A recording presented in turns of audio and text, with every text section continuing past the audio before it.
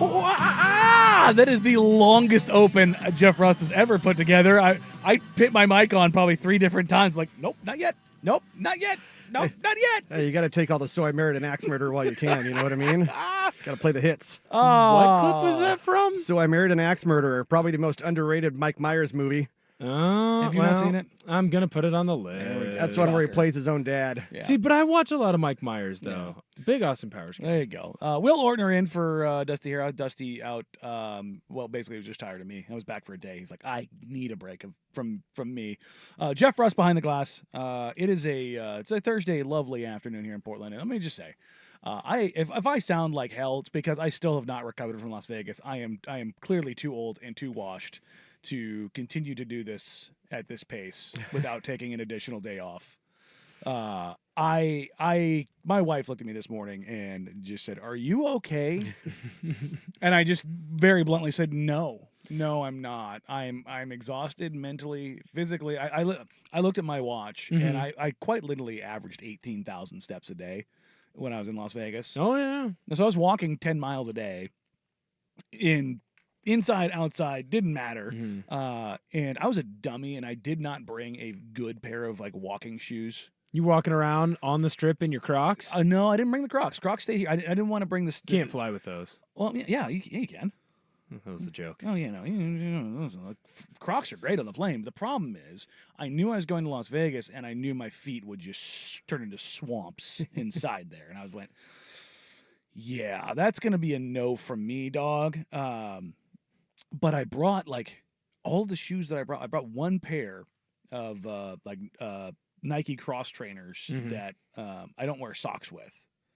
Oh, they're like kind of got the built-in. They're the softer on the side. Yeah, no, like okay, I got you. They're super tight. Yeah. No, I got what you're. They're almost like down. slip-ons. Yeah. But I wore those for a day, half the day, and my feet sweat so much in them. I was like, can't wear these anymore. Like this is a problem. Like this is not good, folks. My wife just looked at me like, you can't keep those shoes in the room. And I was just like, sorry. Like where are they supposed to go? You could do the Kevin from The Office and give them to the hotel staff to clean. There you go. Just hope they don't throw them away. No, I actually I did wash them out just because I was like, oh my God, I don't think I've ever had my feet sweat this much in my entire life. They dry super quick, so it was like, yeah, fine, I'll just do that. But I just brought like Nike basic like flat shoes. Like I had some Jordan 1 lows. I had like the Nike like deck shoes. But with all of my injuries, flat shoes while walking 10 miles a day was like the dumbest possible decision I could have made. And my legs feel like somebody just took hammers to them. And I'm just like, you're an idiot. You're going to complain about it because you're an idiot, but you don't deserve to complain about it because you're an idiot. See, but this is where you go and you get the massage. This is where the insurance kicks in. I'm legitimately going, when we get off air here, I'm going straight to my physical therapy, chiropractor, massage therapist are all in the same. Boom, you're gonna hit him 1, 2, 3. Yeah, that's what I did before I left. So I'm dreading the rolling pin on my calves. I am terrified of what is about to transpire.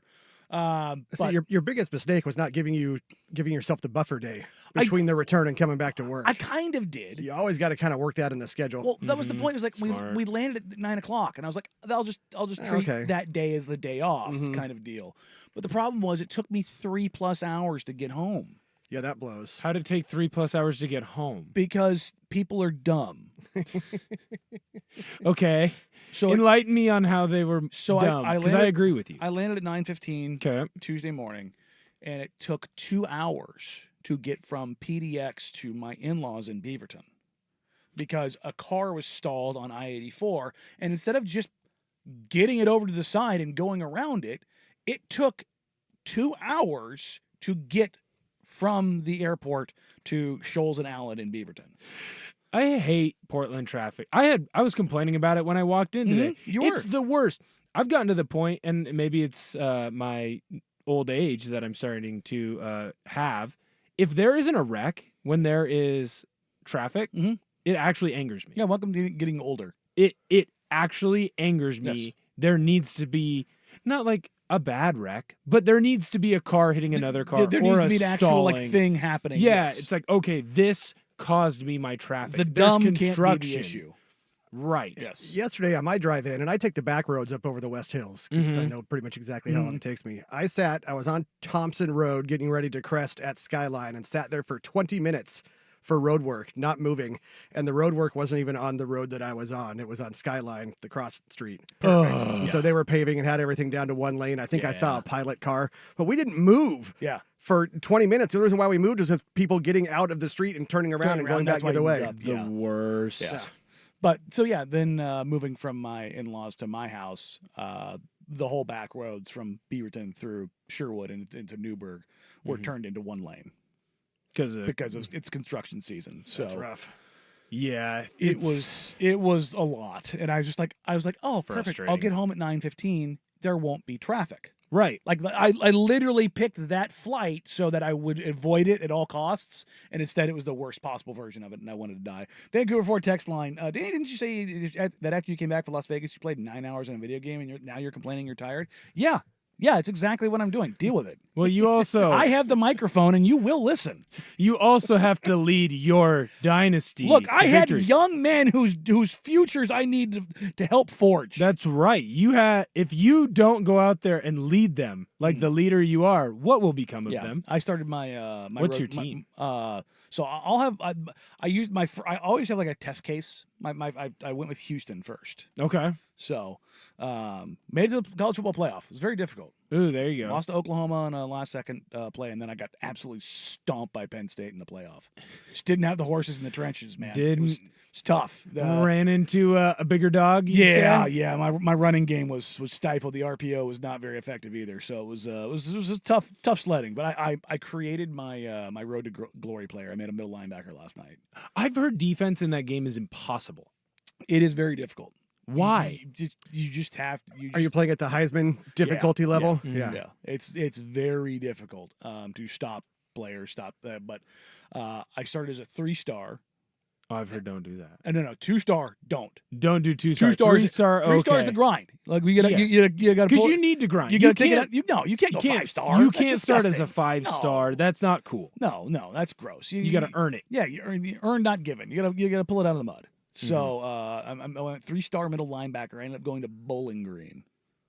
Okay, it's tough. I was like, how's it doing over there with the Eagles? Tough sledding because they open up with was it A&M and Penn State.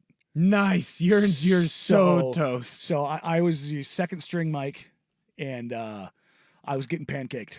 Ooh. An awful lot. It was a rough day for the boy. Not filling a lot of gaps.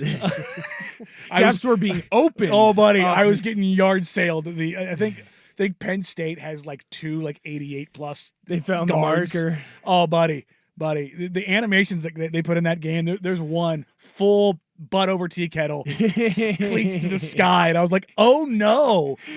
I read the guard, blocking down. I'm like, time to fail, baby. Full sprint at the gap, and then counter comes back and just absolutely sent. I actually recorded it. I'll throw it up on Twitter. It was hilarious. I was like.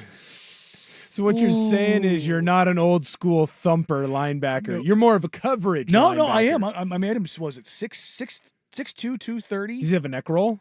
Oh, has to have a neck roll, buddy.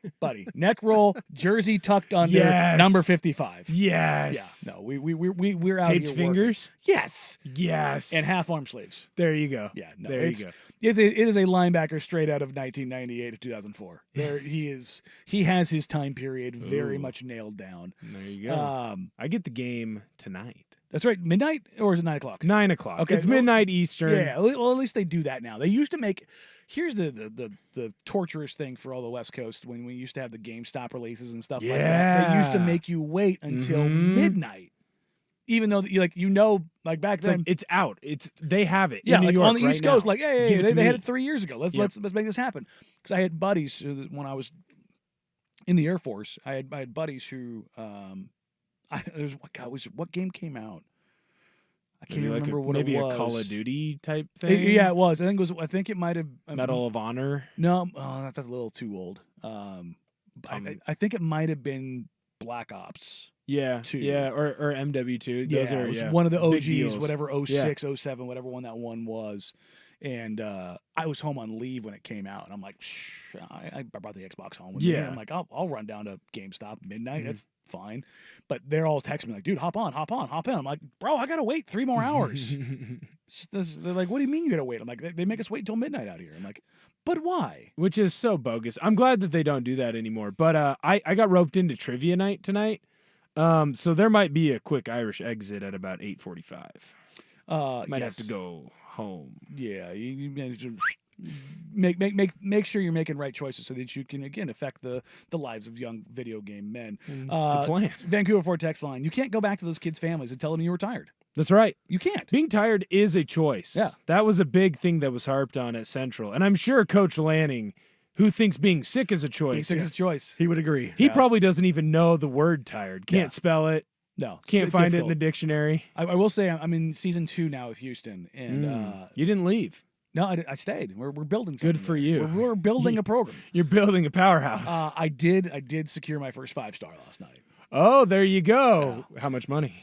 Things were agreed to. Was there a McDonald's bag involved in this? There's definitely a McDonald's bag involved. Signing. But we got the #1 rated right tackle in the class. Oh, building from the trenches out. There you go. See? Smart. Yep. Smart. I see what you're doing. We went the recruiting base, and we're making sure that we're addressing the trenches first because, good God Almighty, did we get mauled in the trenches? It was not pretty against Penn State. It was tough.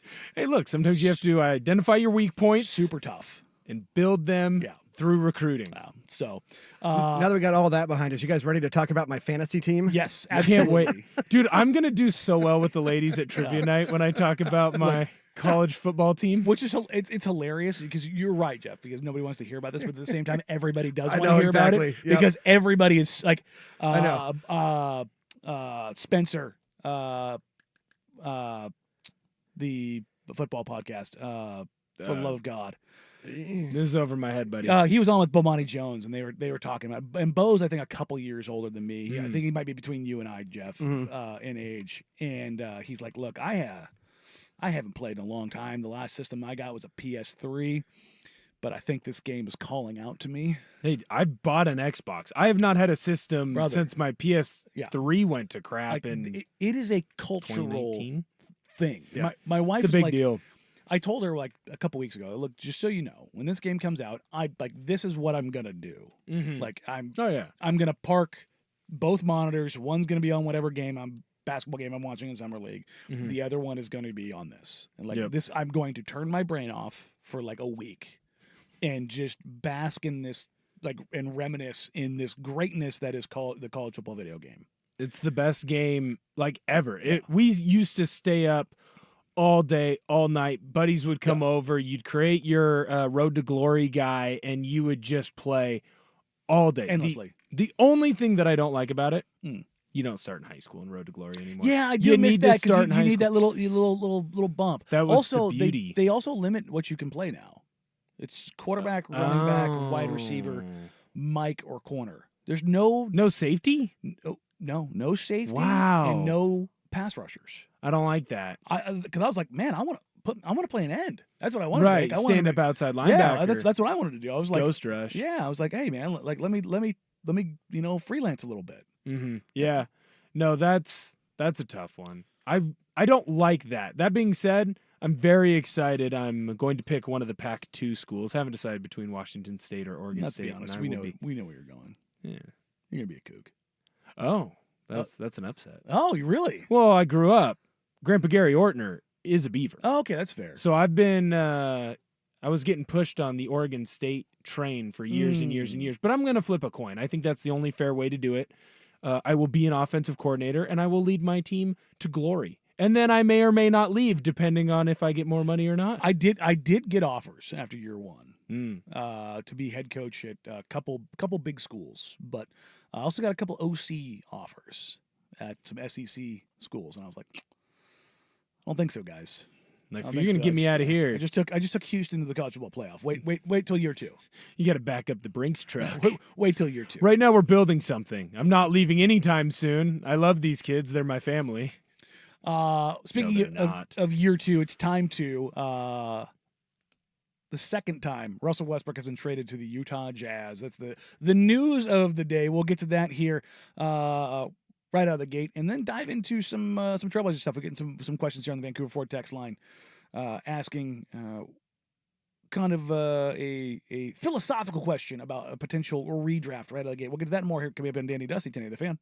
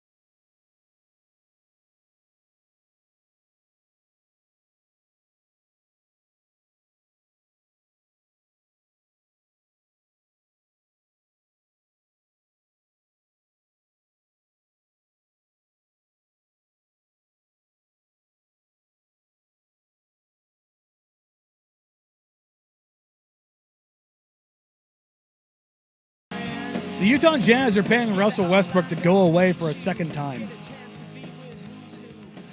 Let that sink in for a second.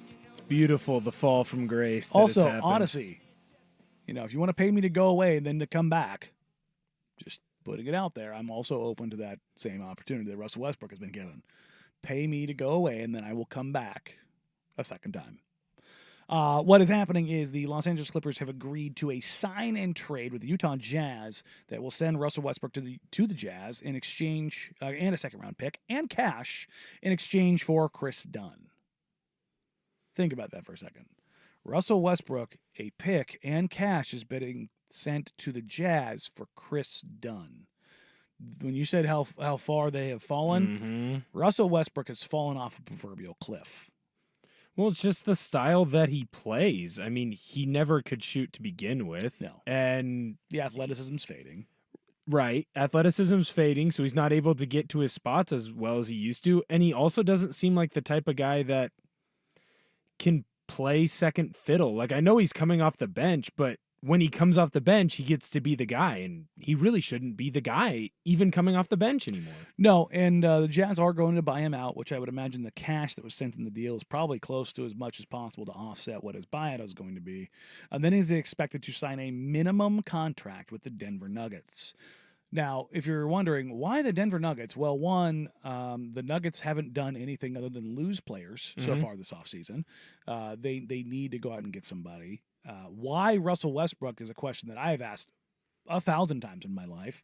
The Nuggets, who were 28th in three-point attempts last year, are going to add a guy who's arguably the worst volume the worst volume three-point shooter in the history of the league by a substantial margin. I don't understand this. I get that you need another ball handler. Tyus Jones is right there. Like, Tyus Jones is out there to be had. He's still a free agent. Like, right. What's really interesting is I don't know if you guys remember, Jeff, last year, you didn't see Kelly Oubre sign until like August. It was super, super, super late. And with the new CBA, there's going to be free agents that are going to take a while to sign. It's actually quite interesting with the new CBA, kind of how these are all kind of lingering. As it sits right now, let's see, unsigned free agents that are actually like viable players. Precious Achiuwa, who was let go by the Knicks. Dominic Barlow, who was with the Spurs. Imani Bates, who was a two-way guy who's done some stuff with the Cavs.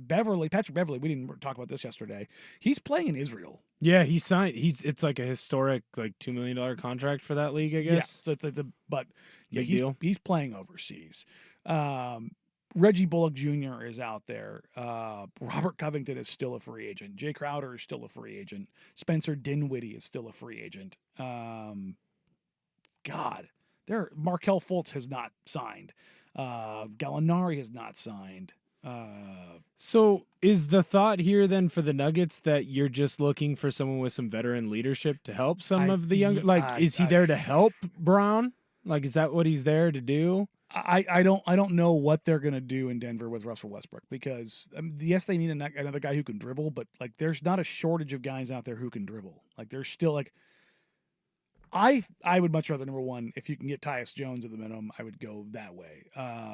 He can actually shoot. I mean, not only that, he's just a functional player. Like, it's just. Well, and he's not going to demand what Russell Westbrook is just going to demand. Like, Russell Westbrook was never going to age gracefully, partially because of what made him so great was his irrational confidence. The problem with irrational confidence is when you lose a step, the irrational confidence doesn't go away.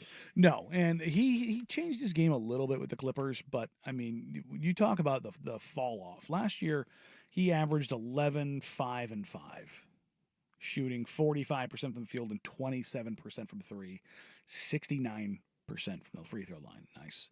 I mean, you're looking at a guy who career shoots 30% from three. So you're looking at a guy that doesn't make a ton of sense for the Nuggets. I don't fundamentally understand. Now, Nikola Jokic might be the guy to help facilitate and rehab his career. Like, maybe the best passing.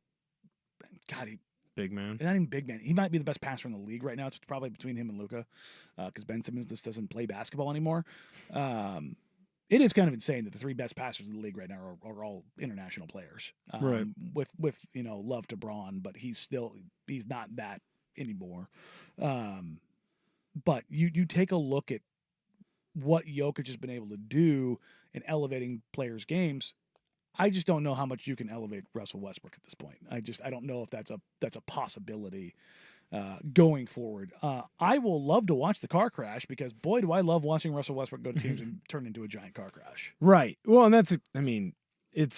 I feel like this is the Lakers all over again. Like, you have a team that needs more outside shooting, and instead you add Russell Westbrook, a guy who can't shoot. But I know that, we make fun of me for being young here, but when I think of basketball players, I can't think of maybe not necessarily a quicker fall from grace, but someone that we're going to look back at in 10 to 15 years and go, how did Russell Westbrook win an MVP? Yeah, I mean, you go back to 1920. His first year in Houston, he averaged 27, 8, and 7. That was the last time he was an All-Star. 1920. 2019? Yeah, 1920. Yeah. Yeah. He was there at Yellowstone? 5 years ago. 5 years ago. That was the last time. And it's just, just the world that we're in right now. He's now 35, going to be 36 years old. And is he a viable player? Sure. But is he something you can really concern yourself with, good, bad, or otherwise? Probably not. I think the more interesting storyline in Denver right now is the fact that Jamal Murray hasn't signed his extension because it hasn't been presented, because the Denver Nuggets are going to wait until he's done with Team Canada, because this is a guy whose knees are about to fall off. So Denver's got some point guards that have some issues. And for all of the, a year, maybe a year and a half ago, remember the discussions around the Nuggets? Oh, they're a dynasty and they're going to win 3 in a row. One and done might be it.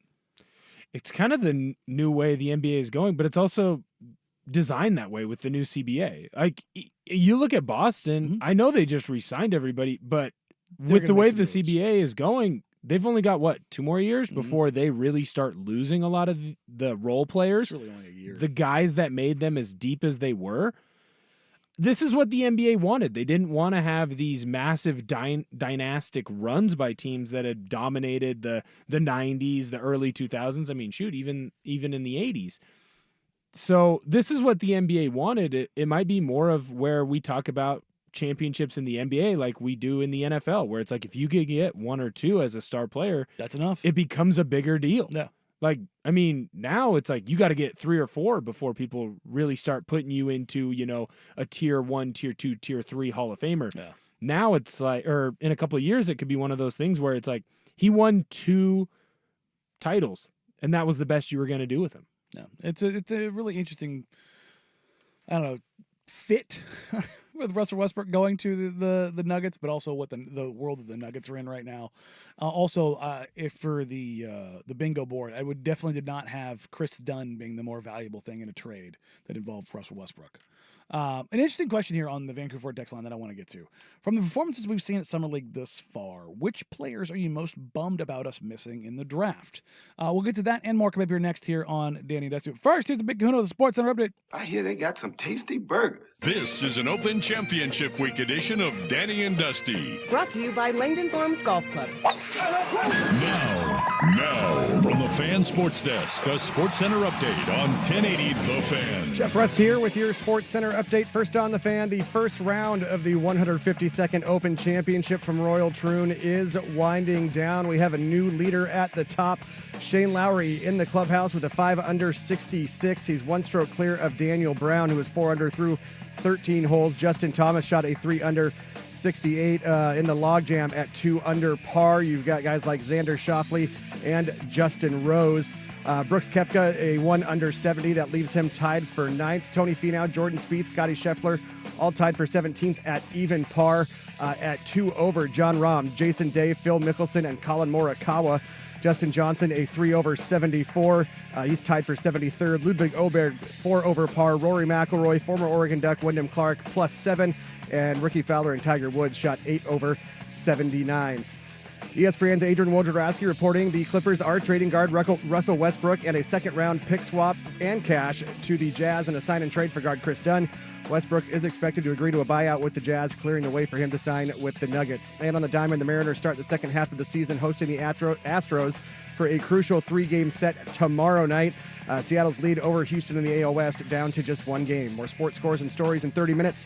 I'm Jeff Rust at the Fan Sports Desk. Listen live or on demand on the Odyssey app, the Fan's desktop player, or tell your smart speaker to play 1080 The Fan.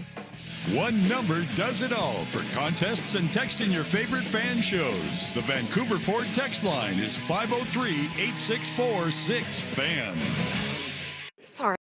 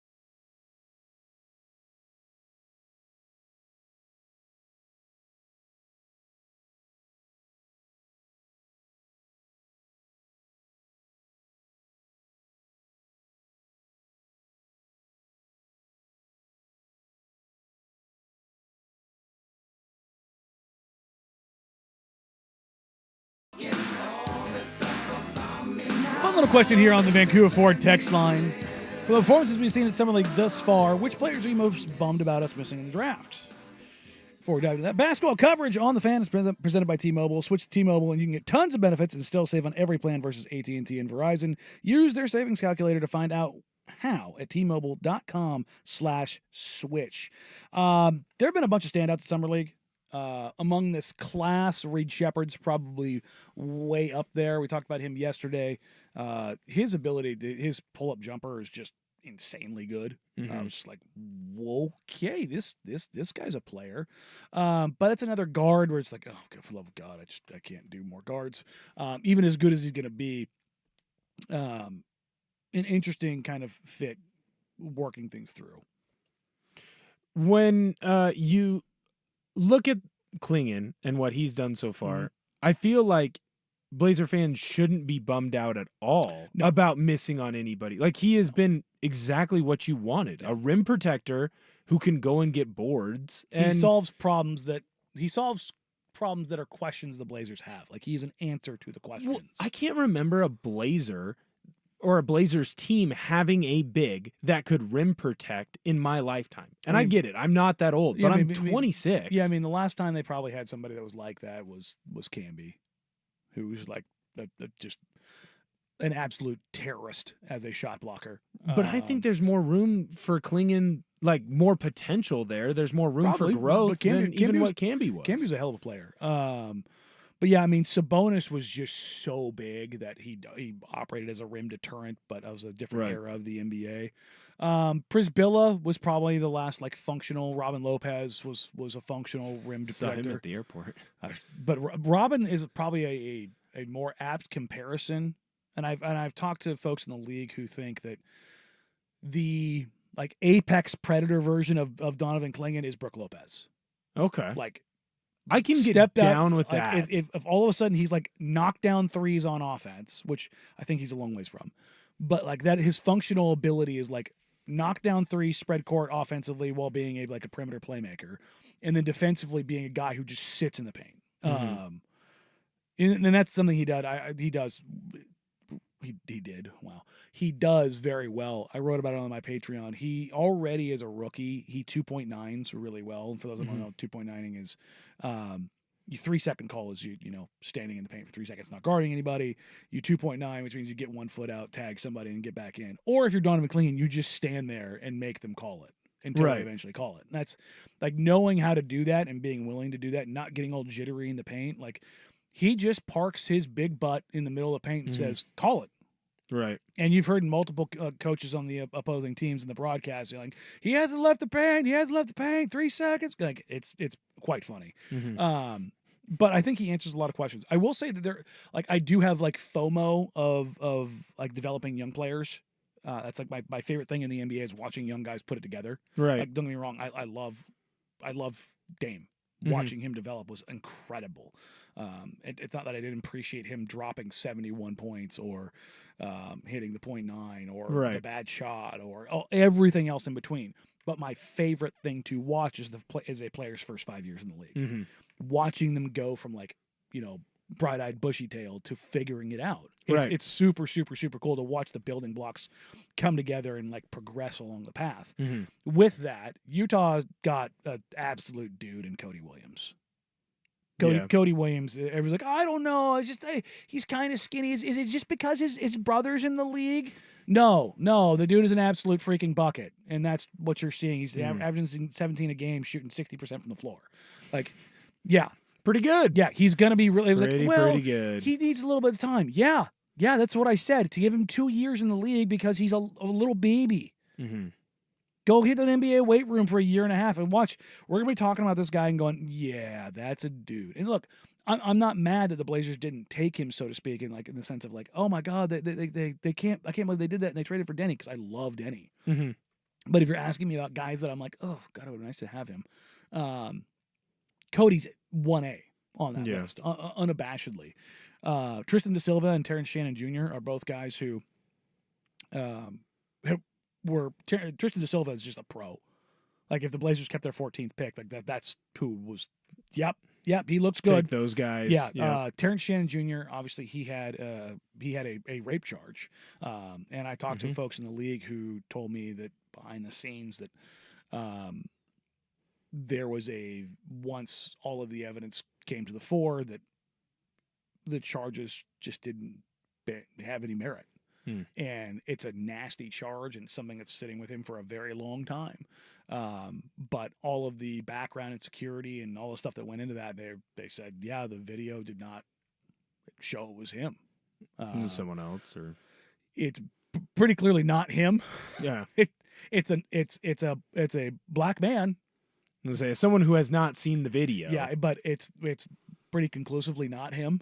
So, yeah. So it's it's unfortunate the situation that he found himself in, but he's another guy who just getting downhill and just being an absolute monster. But beyond that, I don't think there's really been anybody. I'm like, yeah, like Ron Holland has been bad. Yeah, capital B bad. Brawny. I mean, Brawny's been a tire fire. Like that's just. No, what are you talking about? He's gonna be Lou Dort. Yeah, that's just I don't know what to do with that. Lou Dort or Brawny? I'm trying to think if there's anybody else. Dylan Jones has been fun. The Blazers brought him in for a workout. I think that's probably it though. Like, there's nobody who I'm just like, no, like that's the guy that. But that's also this draft class. Like, Alex Sarr was 0 of 15.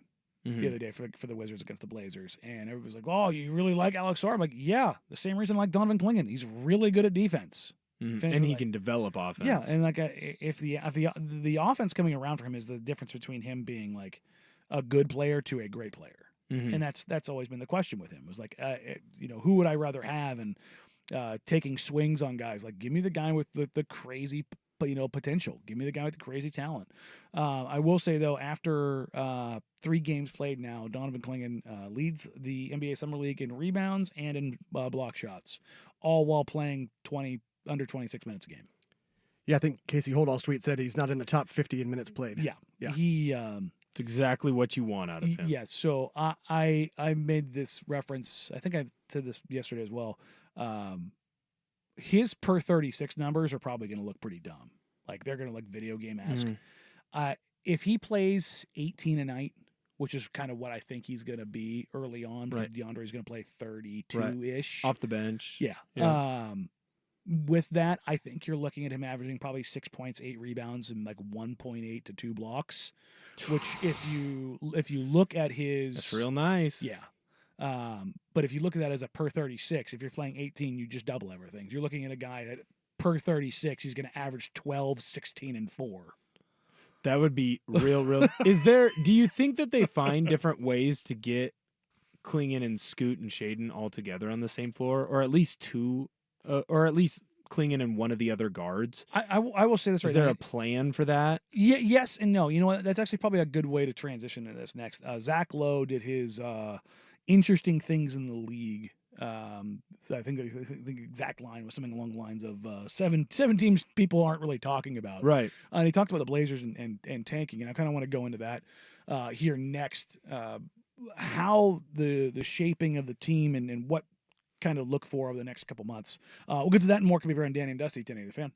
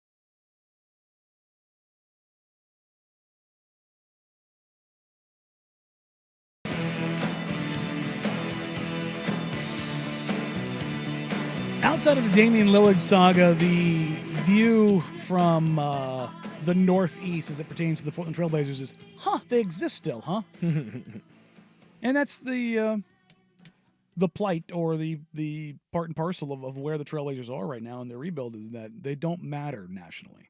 Without a face of the franchise, without a foundational building block, without a guy who's looked at as a top 10 player in his prime and a first ballot Hall of Famer in Damian Lillard, there just isn't a lot of buzz that 4,000 miles away anyone cares about.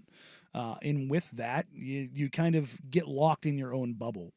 Zach Lowe has the 7 most discussed teams in the offseason, and he has the likely tankers as the Trailblazers.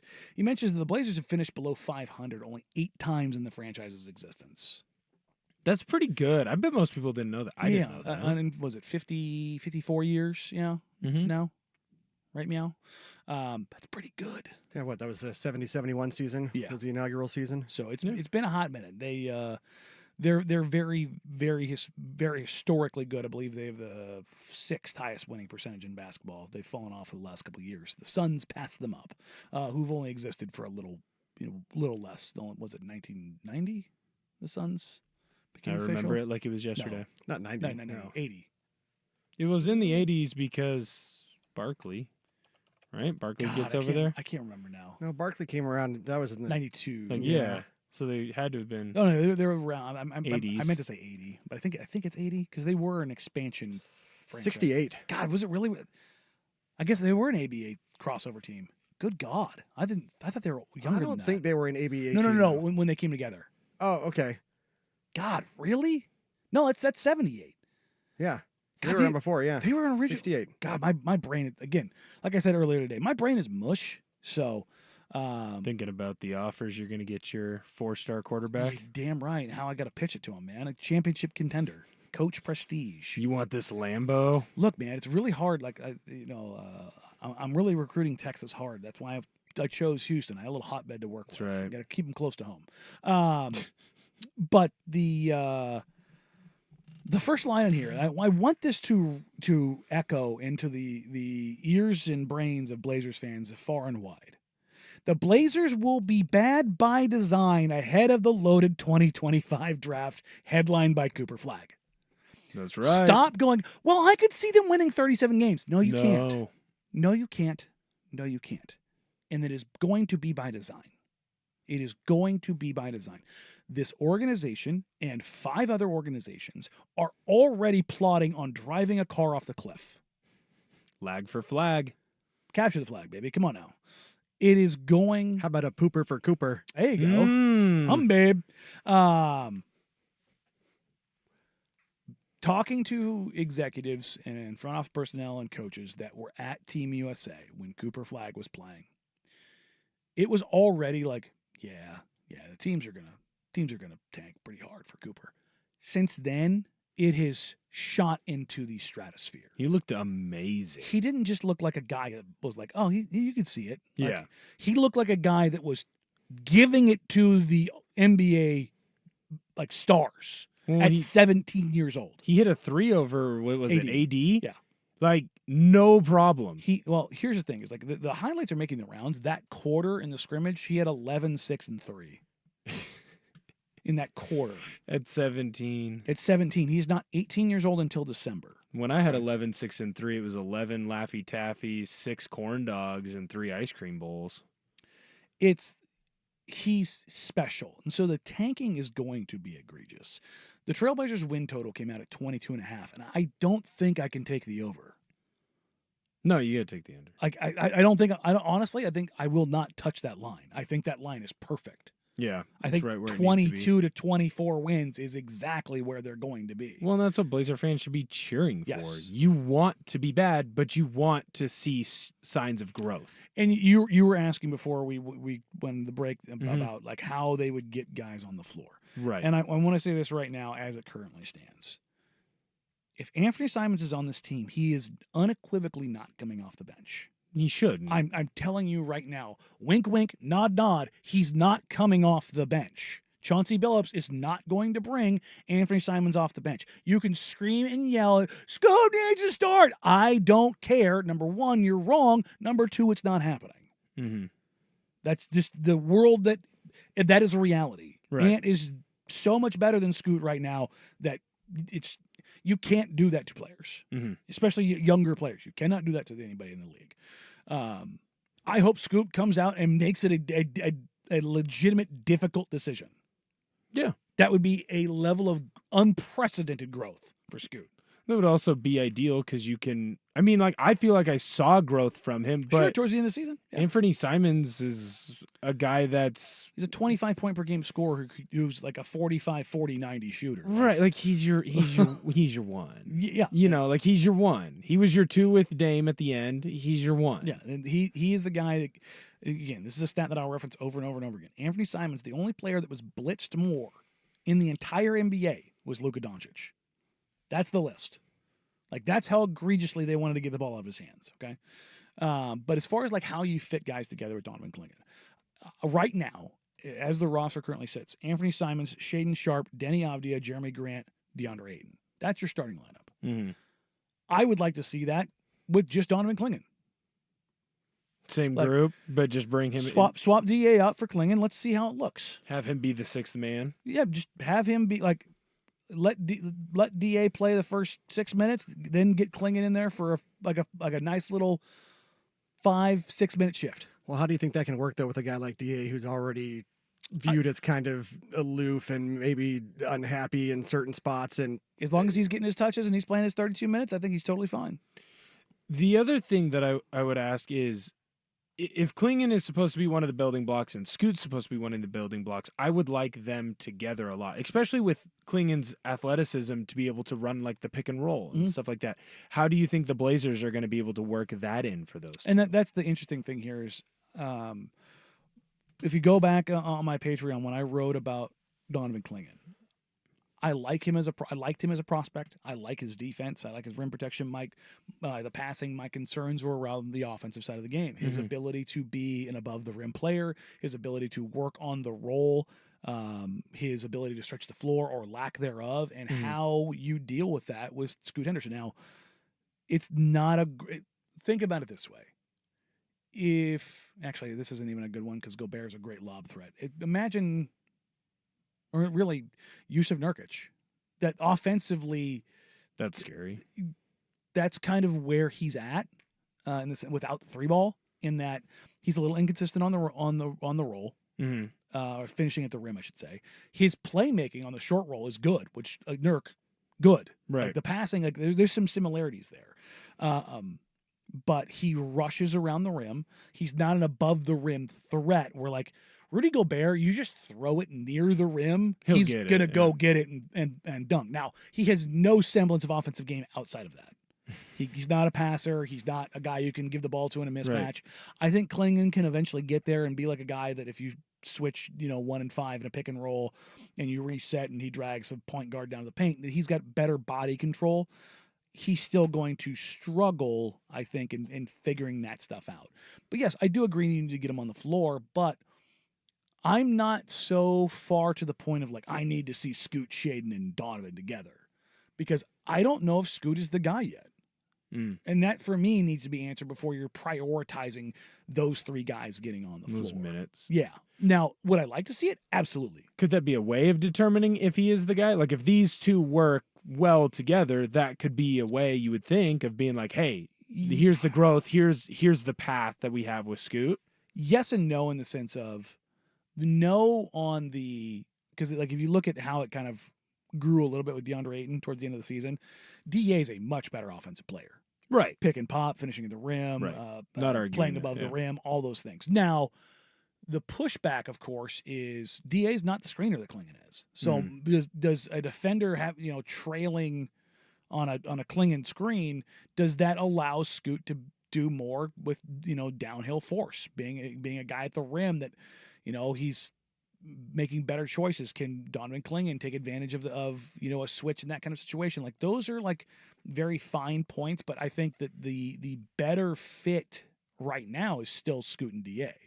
Okay. So that'll be better for Scoot's growth to stay with DA as much as he can. I think so early on, until he shows that number one, he can A, shoot it, or B, get to the rim and finish. Right. Those, and to me, the bigger thing is being a finisher, because I don't think Scoot's ever going to be a plus shooter, but I think he has the capacity to be a perfectly fine shooter. Right. So he can develop into it, take his time. Yeah, and I think that's kind of where you're looking at, is like, that's an interesting spot to be. What can you do with this? All right, coming up next, Caleb Williams finally signed his contract. He tried to do some interesting stuff with it. We'll get to that and more here on Danny and Dusty, Tinny the Fan.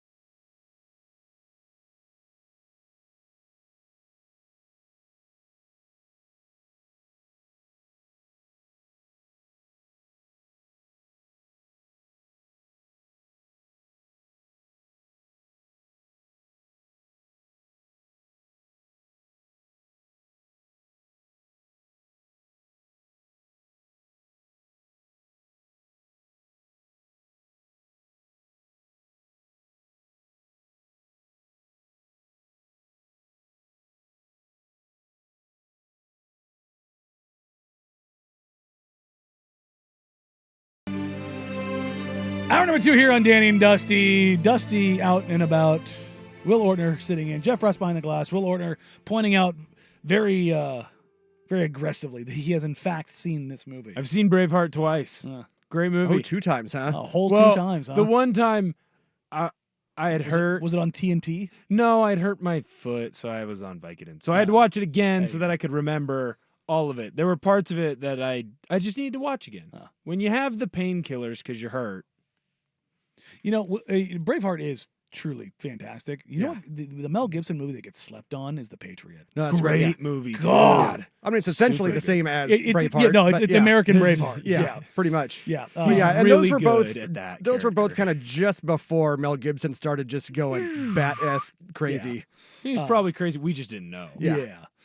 Speaking of crazy, Caleb Williams and his dad tried to pull some craziness off with his NFL contract. Mike Floria, PFT, has some notes on what Caleb Williams' camp tried to do in securing Caleb's first deal. Now, for those that don't know, Caleb's dad is I believe, a venture capitalist and has managed a bunch of real estate holdings and firms and monies. So they're not hurting. Not only that, but it's not just that. They're not unfamiliar with the game. Mm-hmm. Spencer Dinwiddie was a guy in the NBA who opted to get paid in crypto, which an alternative form. The Seahawks had a tackle that did that too. Yep. He lost all the weight, and I'm Russell Okung. Yes, he's like, I'm smarter than all of you. I got an $18 million contract in Bitcoin, and now it's 22, and then Bitcoin crashed, and it's it's 14. Yeah, how's all the pretend money doing? Yeah. And how you sell it and everything else with it. But I do appreciate players that are trying to do things to maximize their wealth, because these are the secrets. Thinking outside the bun. Well, yeah, but yes, these are the same things that as individuals we should be doing. Mm-hmm. Like these are things that you can't do. Like I'll get into the weeds here a little bit. Like I have an LLC, Meringue Media, that exists out there. That is where everything that I do outside of the studio all the money gets put through. My Patreon, Jack Ramsey's, every little thing, any sponsorship, everything gets run through there. That way it protects me, but it also does wonders for me on taxes. It makes things much, much better for me in the long run. And I would, if you have the capacity to go do these things, which I think an LLC still costs $89,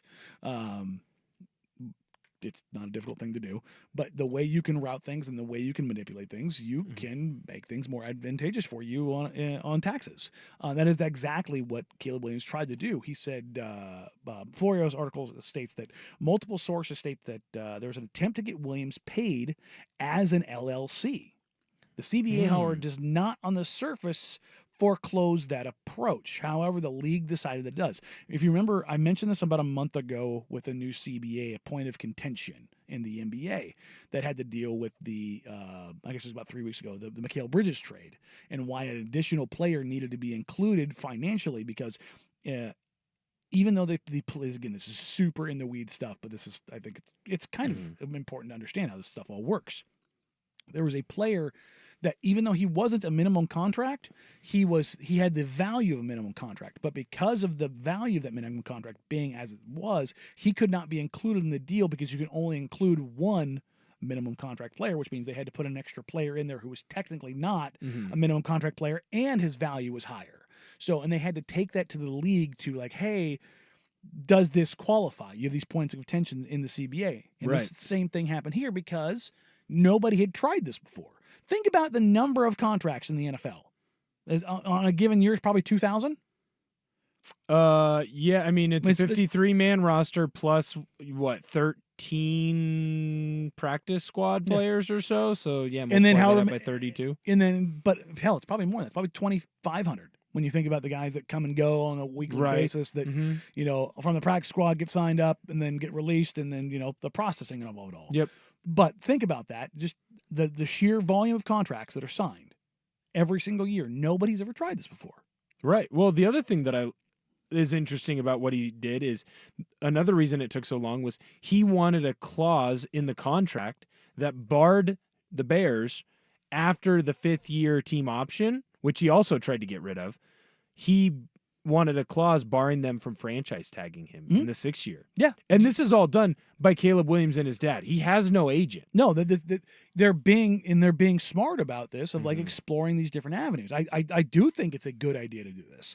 There's another line in here. This is again trying to take advantage of language that either does or doesn't exist in the CBA, where they said they tried to get their payout as a forgivable loan, which would result in Williams getting all of his money tax-free until the loan was forgiven, which would be as far out as 10 years into the future.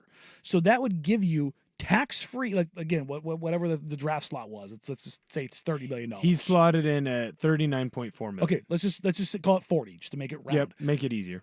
That would mean in the first 4 years he gets paid $40 million, and he gets $40 million. That would be incredible. Now think about what you can do with that when you invest it and you pay and you reap the rewards of that. Now you do have to pay, roughly probably $20 million in taxes in 6 more years, but the amount of money and the interest and the investments you can make in that time period are significant. Mm-hmm.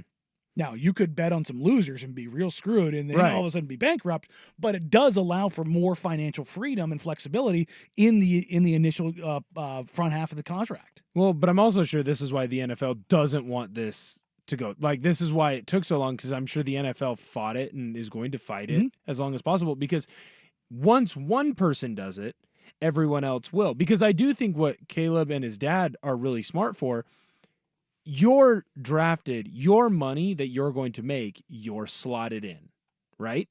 So instead of going and getting an agent and having to pay them 3%, which is usually the typical agent fee in the NFL, I believe it's still 3%. They're like, we're slotted already. Let's go and try and find different ways for us to make as much money as we can. And when I say us, I mean the two of them, so that Caleb can hold on to as much money as possible. Like, people look at This Caleb, is what owners do. And people look at Caleb and they think he's stupid. He's not stupid. No. He's so smart. He just likes to paint his fingernails. That doesn't make you dumb. No. It just makes you a little eccentric. Yeah, no, and then like this is for everyone's like, oh, he's being selfish or he's being entitled. This is how owners got rich and how they stay rich. You manipulate the rules in your favor. Right. And go out and find a way to keep as much money as possible. Yeah, not to get philosophical or into politics here. The reason why the tax code changes every year is because only the rich can afford to keep up with it. Like, that's the name of the game, folks. Mm-hmm. And Caleb Williams is trying to use that exact same strategy against them. And it's just, that's more power to him. Take advantage of whatever financial opportunities present themselves. Now, I don't mean go rob a bank. Yeah, don't do the Chiefsaholic. That's a bad move. Don't go full wolf face. It's a bad move, bad decision. No, you never go full wolf face. Now, unfortunately, like for Williams in his camp, he wasn't able. Like it's more of a standard deal from what I'm reading through here on PFT. But I like that he tried it, and that eventually someone's gonna get it done, or at least get close, or get certain things done, so that they're able to get more money. Because while you are slotted and each year it's going to go up and up and up because the salary cap keeps going up, there's going to be eventually a rookie that is able to get a Deshaun Watson type deal where it's so historic that no one even tries to match it. All the other owners go, never again will we do this. Well, the interesting thing here is this isn't necessarily the ownership nixing it in Chicago, but it's the NFL. Oh, yeah, they said no. And they're saying that from a legal precedent based on what the CBA allows for. But you have to challenge the things. Again, this comes full circle to the whole point of clarification. Right. Just because it hasn't been done doesn't mean it's illegal. It doesn't mean it's forbidden by the CBA. You need to challenge it. That's how this stuff works. And honestly, I hope more players take notice of this and go, oh, we're allowed to do that? Well, will you have enough players with the background that Williams has? Because Williams doesn't do this if his dad isn't a venture capitalist. No. Williams does this because his dad is a venture capitalist and his dad understands contracts and how to maximize your money. Like Lamar Jackson, he did the same thing, a little bit different because he was going for his second contract where he was agentless. he didn't have anyone as a venture capitalist saying like, hey, put it in an LLC and do this, and so you can keep this, blah, blah, blah, right? That wasn't happening. But if there are people that have backgrounds like Caleb Williams' dad does, or, they have someone in their family that have this background, or even they went to school where they did a lot of accounting. Richard Sherman, finding ways around he it. went and Sherman, Bobby Wagner. Yep. Bobby Wagner, school for accounting. he was like, I want to understand this. And then he went and negotiated his last couple deals. He did his own. And they have worked out lucratively for him. And again, understanding how you get paid, what you get paid, and why you get paid, all those things. Vancouver Force text line says, why though? Why would a team or an NFL ever agree to that? What's the leverage? It's not a matter of leverage. It's just trying. It's getting it as an unforgivable loan or a forgivable loan doesn't change the NFL. The NFL, the team still has to pay the $40 million. Right. It doesn't matter how, once they, so for whatever contract they have signed, the guaranteed money, they have to put that money in escrow. Mm-hmm. You have to have the cash flow to pay that, which is why the whole Patrick Mahomes deal was crazy because he just got a $500 million deal and now they have to have $200 million in cash on hand just for Patrick Mahomes' contract. Think about that. The net worth of Jeannie Buss of the Lakers, I think, is $600 million. It's crazy. This would be her, or I shouldn't say net worth, her cash flow. Her cash flow. Which means she would have to pay a third of her cash in escrow. Just to cover it. Just to cover Patrick Mahomes' contract. That's absolutely insane. So it's not necessarily about leverage. This is about Caleb Williams and what he does with his money. Mm-hmm. The only reason the league is saying no is because the language in the CBA. This is the league isn't saying no because they don't want to do it, because there's nothing there that should stop them, because they're legally obligated to pay that money. How they pay it out, it's the whole cryptocurrency thing. Right. If the dude wants it in cryptocurrency, when you buy, $20 million worth of crypto and you give it to him, and then it goes up and down based on. I wonder then if someone will try and do it instead of. I guess you can't. You have to have the money to then buy the stock or whatever. Mm-hmm. I wonder why there hasn't been someone who's I really love a certain stock. Give me X amount of shares. Yeah, right. If you had the CBA could be prohibitive in that. In fact, yeah, I don't know. If you're going to play for Denver and you've got the Walmart owners that are, cashing your check, hey, I would like some shares in Walmart or whatever. Right? I would almost be certain in that case, the same thing with Steve Ballmer and Microsoft in LA. I think that would be looked at as favors other than, right, and which is not technically allowed in the CBA, which is kind of the whole Kawhi Leonard thing and how he may or may not have had a house bought for him by the Clippers, and he may or may not have a helicopter that flew him back and forth. Those are things that flew back and forth to the doctors. Non-permissible benefits, not allowed for in the CBA. What you could say though is if you're an LA franchise, no, there's sponsors that are paying for that. See, and that's how you get away with it. But I love that the players are finally pushing. It's exactly what I love. And this, a lot of this is over my head. Look, I took one accounting class. Mm-hmm. I may or may not have used Google to pass it because it was during COVID times. Mm-hmm. It's possible that these things happen. But I find as I get older and I try to figure out my own taxes and I try and figure out, as someone who's looking into starting a Roth IRA. There you go. It's one of the more interesting things, and unfortunate it's, Monday morning quarterback of man, I wish I took more accounting classes. Yes. I wish I took more money-based classes so that I understood it. Yep. Right? And you just finally have I guess it's more of his dad than Caleb necessarily, but you have a player that understands money and is going to do everything that he can to maximize it. Yes. And this is just the start. Because if he's doing it, there's going to be other ones. Yeah, I think it's a long way before you start getting player after player after player challenging certain things. And you do have to have a level of gravitas to actually ask for those things. Right.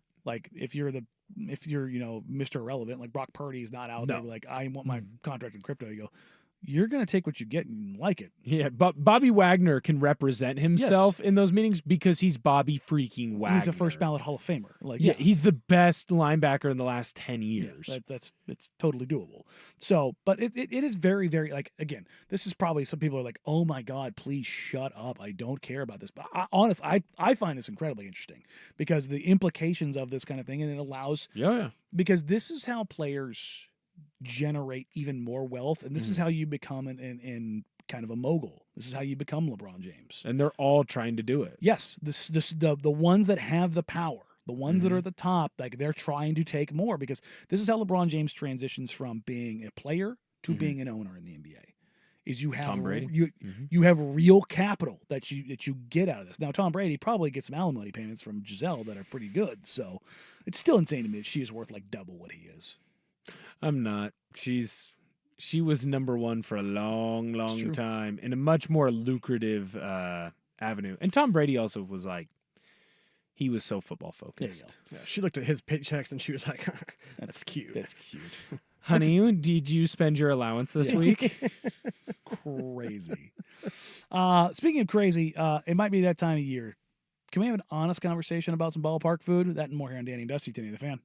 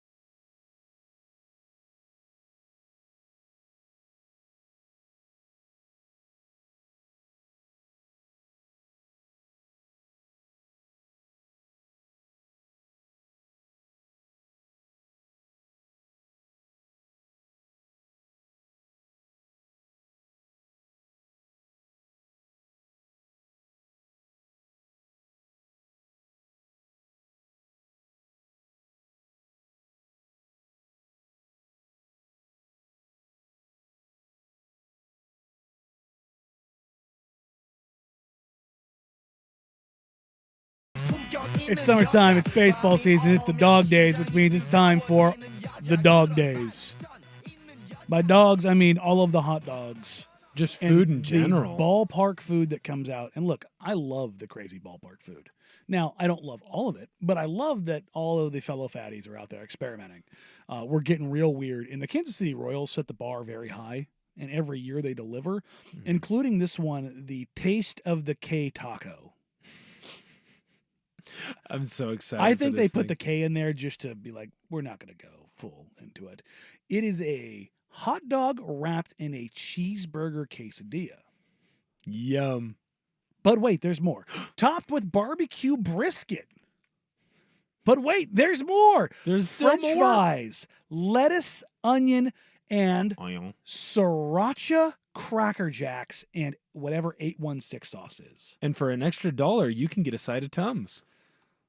I mean, this thing is egregious, but I'm like, is there You some- have to have it. Is there something here that I don't like? Now, I'm not a big sweets guy, but sriracha, little salty sweet Cracker Jack action. Dude, you have to try it. I mean, am I ordering a whole bucket of them? No. But am I trying a couple of them? Just a small bucket. You're damn right. right. Also, I can do without the lettuce. Take the lettuce off this because number one, it's crappy, You anti-green. awful. No, I love spinach. I love arugula. Number one, I don't like lettuce on anything other than a salad. Even then, it better be green leaf and not that crappy iceberg. It was like, well, you need the crunch. Find literally anything else in it with crunch. Didn't know there You've was a got- difference. Oh God, I can't stand shredded lettuce on anything. Just like green, throw it in. Must be Oh healthy. God, it's disgusting. But get rid of the lettuce, and I'm 100% in on this. Swap it with some arugula, swap it with some spinach, swap it with a million other greens. I'm totally in. But this thing is fantastic. I'm a big fan of if I'm in a new city, I gotta try your local eats. If I'm in a new ballpark, Even if I it's gotta Skyline try chili? your crazy. Oh, dude, I love Skyline chili. You But I've never had true Skyline chili. I've look had like what you my would like mom Skyline has made.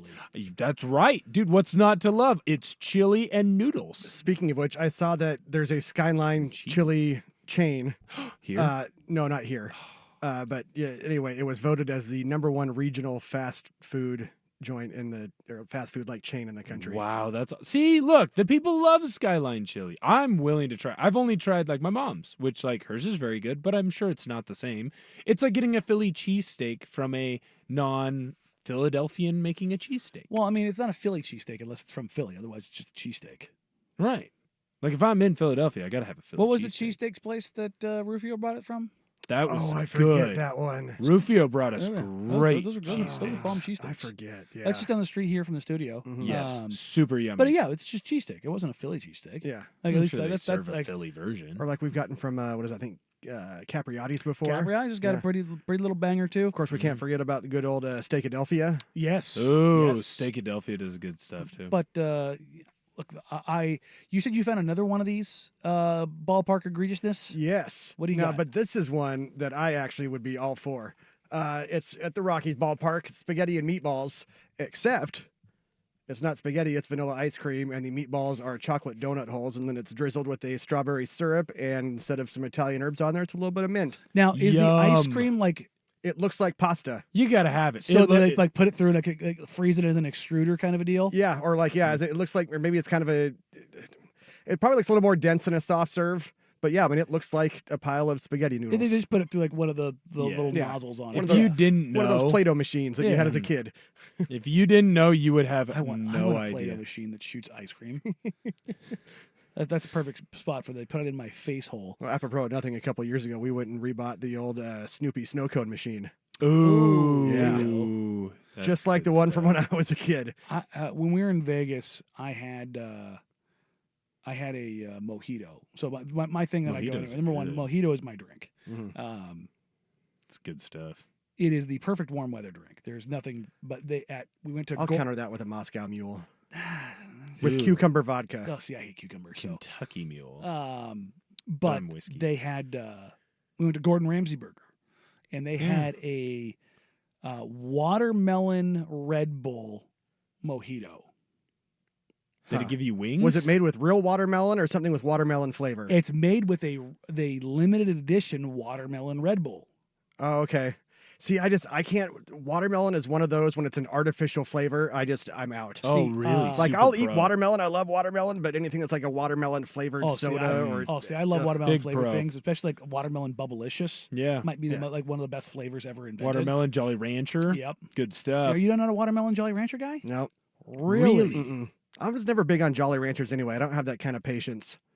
You're a chomp. Yeah. You're a chomper. Just stuck in your teeth like Yeah. there's no tomorrow. Just sitting there, just glued together. Yeah, I pulled one of my braces brackets off Oh, once yeah, as I a can kid see with a that. now and later. Beautiful. But yeah, so it's one of the better mojitos we've ever had. It was made with like the mint looked like they just pulled it out of the garden. It was the freshest looking mint at a restaurant I've ever seen. I was like, okay, Gordon, thanks for plucking this off the vine. Yeah. Appreciate you. But That's why he's the best. right? Burger was incredible. Oof, it was definitely a top 5 burger I've ever had. But it was such a weird combination, but it was delicious. The mojito was incredible. I didn't know, number one, a weird offshoot flavored Red Bull existed, but That's good. you couldn't really taste the energy drink part of it. Nothing came like It's all it- watermelon. it was done like a chef does a meal. It was like done by a bartender that like very much knows how to bring the flavors out and mute other things. It was incredible. Huh. I was like, oh my god! Like I say that because they had I had somebody else that got the toffee pudding milkshake, Mm-hmm. and it was an egregious looking thing. I bet. I don't know if that's good. I don't know if I want toffee in my milkshake. Look, I mean, he's British. I mean, Yeah, that's right. He makes a fancy corn dog. I get it. I need to pull up the menu because They call that beef I Wellington. want to. Oh my god! It's a fancy corn dog. Did you really just do that? It's a fancy corn dog. It's meat and bread on top. Oh my god! Did you? Am I wrong? Yes. How so? Good. Explain to me how it's not a fancy corn dog. Oh my god! What is this like? Meat. Look, let's break this down. Meat over with corn wrapped around it. It's I not. mean, It's not corn though. It's not cornmeal. It's more of like a bread or It- like it is okay, literally bread. it's pastry la- or pastry it's dough. It's a lattice right? pastry. It's Yeah. not cornmeal. I don't know anything about lattice or her pastries. It's a fancy corn dog, and it's funny saying it because people get really upset. I mean, look, he's.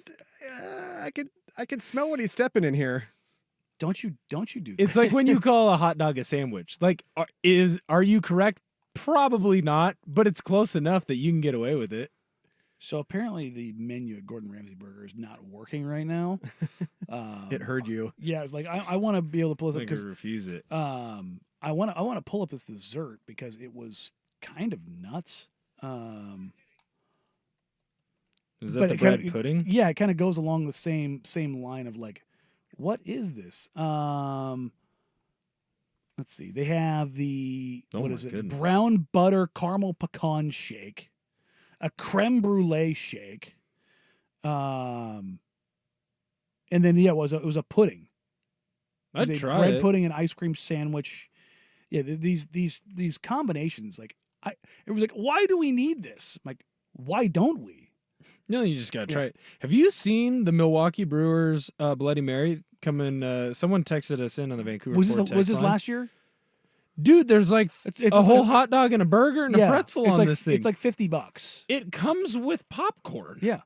What you do is you give I the think it could kids polish you it give off. the kids like a corn dog and the popcorn, and then the adults eat the rest. I was like, "Are you sure it's not a beef Wellington?" That's closer to a beef Wellington because there's so much going on. Have you seen that? There's a TikTok video of a kid who like cooks like high end food in his dorm room, Yes. and he cooks a beef Wellington on a hot plate. Yes, it's the most ridiculous thing ever. Gordon Ramsay saw it and he's like, "This is incredible." He's like, "This is awesome." I mean, for those that don't know what a beef Wellington is and how it's made, it is Fancy corn dog. truly incredible. It is diced mushrooms. How are you? You never put mushrooms on your corn dog? I dare you. I dare you to put a baked layer of diced mushrooms. I'm on gonna your corn put dog. some portobello on there. Do some truffle. I did have the truffle fries at Gordon Ramsay Burger. That does sound really good. Oh, buddy. There's some great Vegas True- food oh. spots. Look, man, Vegas is probably the best food city in this country. Dude, there's onion rings on this thing. Yeah.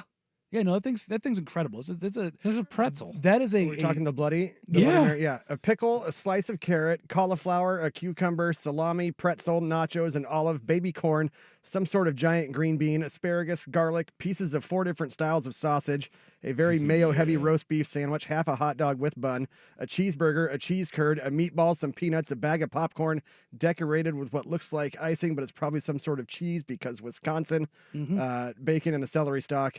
Oh, and a Brewers flag. I think I could eat everything but the flag. I really do. I think if you gave me 9 innings, that might be the next challenge. How is it only $5? What? You sure it's not 50 and they forgot the 0? Look, maybe. I guess it could be, but It's from O'Davy's Pub. I want to hang out with O'Davy. We need more big things. Seems like a good hang, right? That's right. man. Probably a really cool dude. We need more of these like weird food things. Not like spicy ones, but just like ridiculous things at sporting events around here. We need more of them. And I'm not talking crickets at Mariner games because I've done that and that's fine. Cool. Yeah. I'm out on the eating bugs. Sorry. You can F right fine. off. It's fine. I've had the chocolate grasshoppers. They're fine. If I want something crunchy in my chocolate, I'll eat a Nestle Crunch. Yeah. Underrated Ooh. candy bar. Yeah. There's never been a time in my life when somebody's like, hey, do you want a Nestle's Crunch? Where I was like, no. It's hard to find them. Well, and you get like your little packages of the Hershey's miniatures, right? So you get the Mr. Good bar and the plain Hershey's and the special dark, the Crackle. Yeah, the same thing. It's the same thing, but just the Hershey version. And guess what? But that's the only time you ever see it is in that little Halloween bag. Yep. And you know what? All the other ones, they sit in the bag. The Crackle, that's what I eat. The other one that's underrated, the what is it, 100 grand bar? Oh, I love the 100 grand. Amazing. Yeah. Sometimes though, if you get an older one and it's a touch stale, that thing will rip your gums right out of your face. Can't will have the say- stale one. Impressive that they kept it the 100 grand and they haven't gone up for inflation. Right? Yeah. No kidding. But Start calling it the $500,000. Got them. Coming up next, our worst day on the web, folks. There's things just don't call 911 for. But first, here's a big Kuno Sports Center update. That's that Hawaiian burger joint. This is an Open Championship Week edition of Danny and Dusty. Brought to you by Langdon Farms Golf Club. Now, from the Fan Sports Desk, a Sports Center update on 1080 The Fan. This update brought to you by A&E Plumbing, Heating, and Air, serving Portland, Southwest Washington, and the Gorge, online at aneheatingandcooling.com. It is hard to stop a train. First on the Fan, only a handful of players still out on the course at Royal Troon in the first round of the 152nd Open Championship. Shane Lowry and Daniel Brown are at 5 under overall. They are 2 strokes clear of Justin Thomas after his 3 under 68. In the logjam at 2 under par, you've got guys like Justin Rose and Xander Schauffele. Brooks Koepka, Scotty Scheffler are at 1 under par. Tony Finau, Jordan Spieth at even. John Rahm, Jason Day, Phil Mickelson, Colin Morikawa 2 over par. Dustin Johnson 3 over. Ludwig Oberg is 4 over. Rory McIlroy and Wyndham Clark 7 over 78s for them. They are tied for 129th, and Ricky Fowler and Tiger Woods each at 8 over par. In the association, ESPN's Adrian Wojnarowski reporting the Clippers trading guard Russell Westbrook, a second-round pick swap, and cash to the Jazz in a sign-and-trade for guard Chris Dunn. Westbrook expected to agree to a buyout with the Jazz, clearing the way for him to sign with the Nuggets. The Blazers continue Summer League play tomorrow night against Tidon Salon and the Hornets. 8 o'clock tip on ESPN2. Donovan Clingan leading Summer League with 12.3 rebounds and 4.3 blocks per game. And the Mariners start the second half of the season tomorrow night, hosting the Astros for a crucial 3-game set. Seattle's lead over Houston in the AL West down to just 1 game. More sports scores and stories in 30 minutes. I'm Jeff Rust at the Fan Sports Desk. Listen live or on demand on the Odyssey app, the Fan's desktop player, or tell your smart speaker to play 1080 The Fan. Jump back to earlier parts of your favorite fan shows on the Odyssey app. The only way to rewind Portland's sports leader, 1080 The Fan.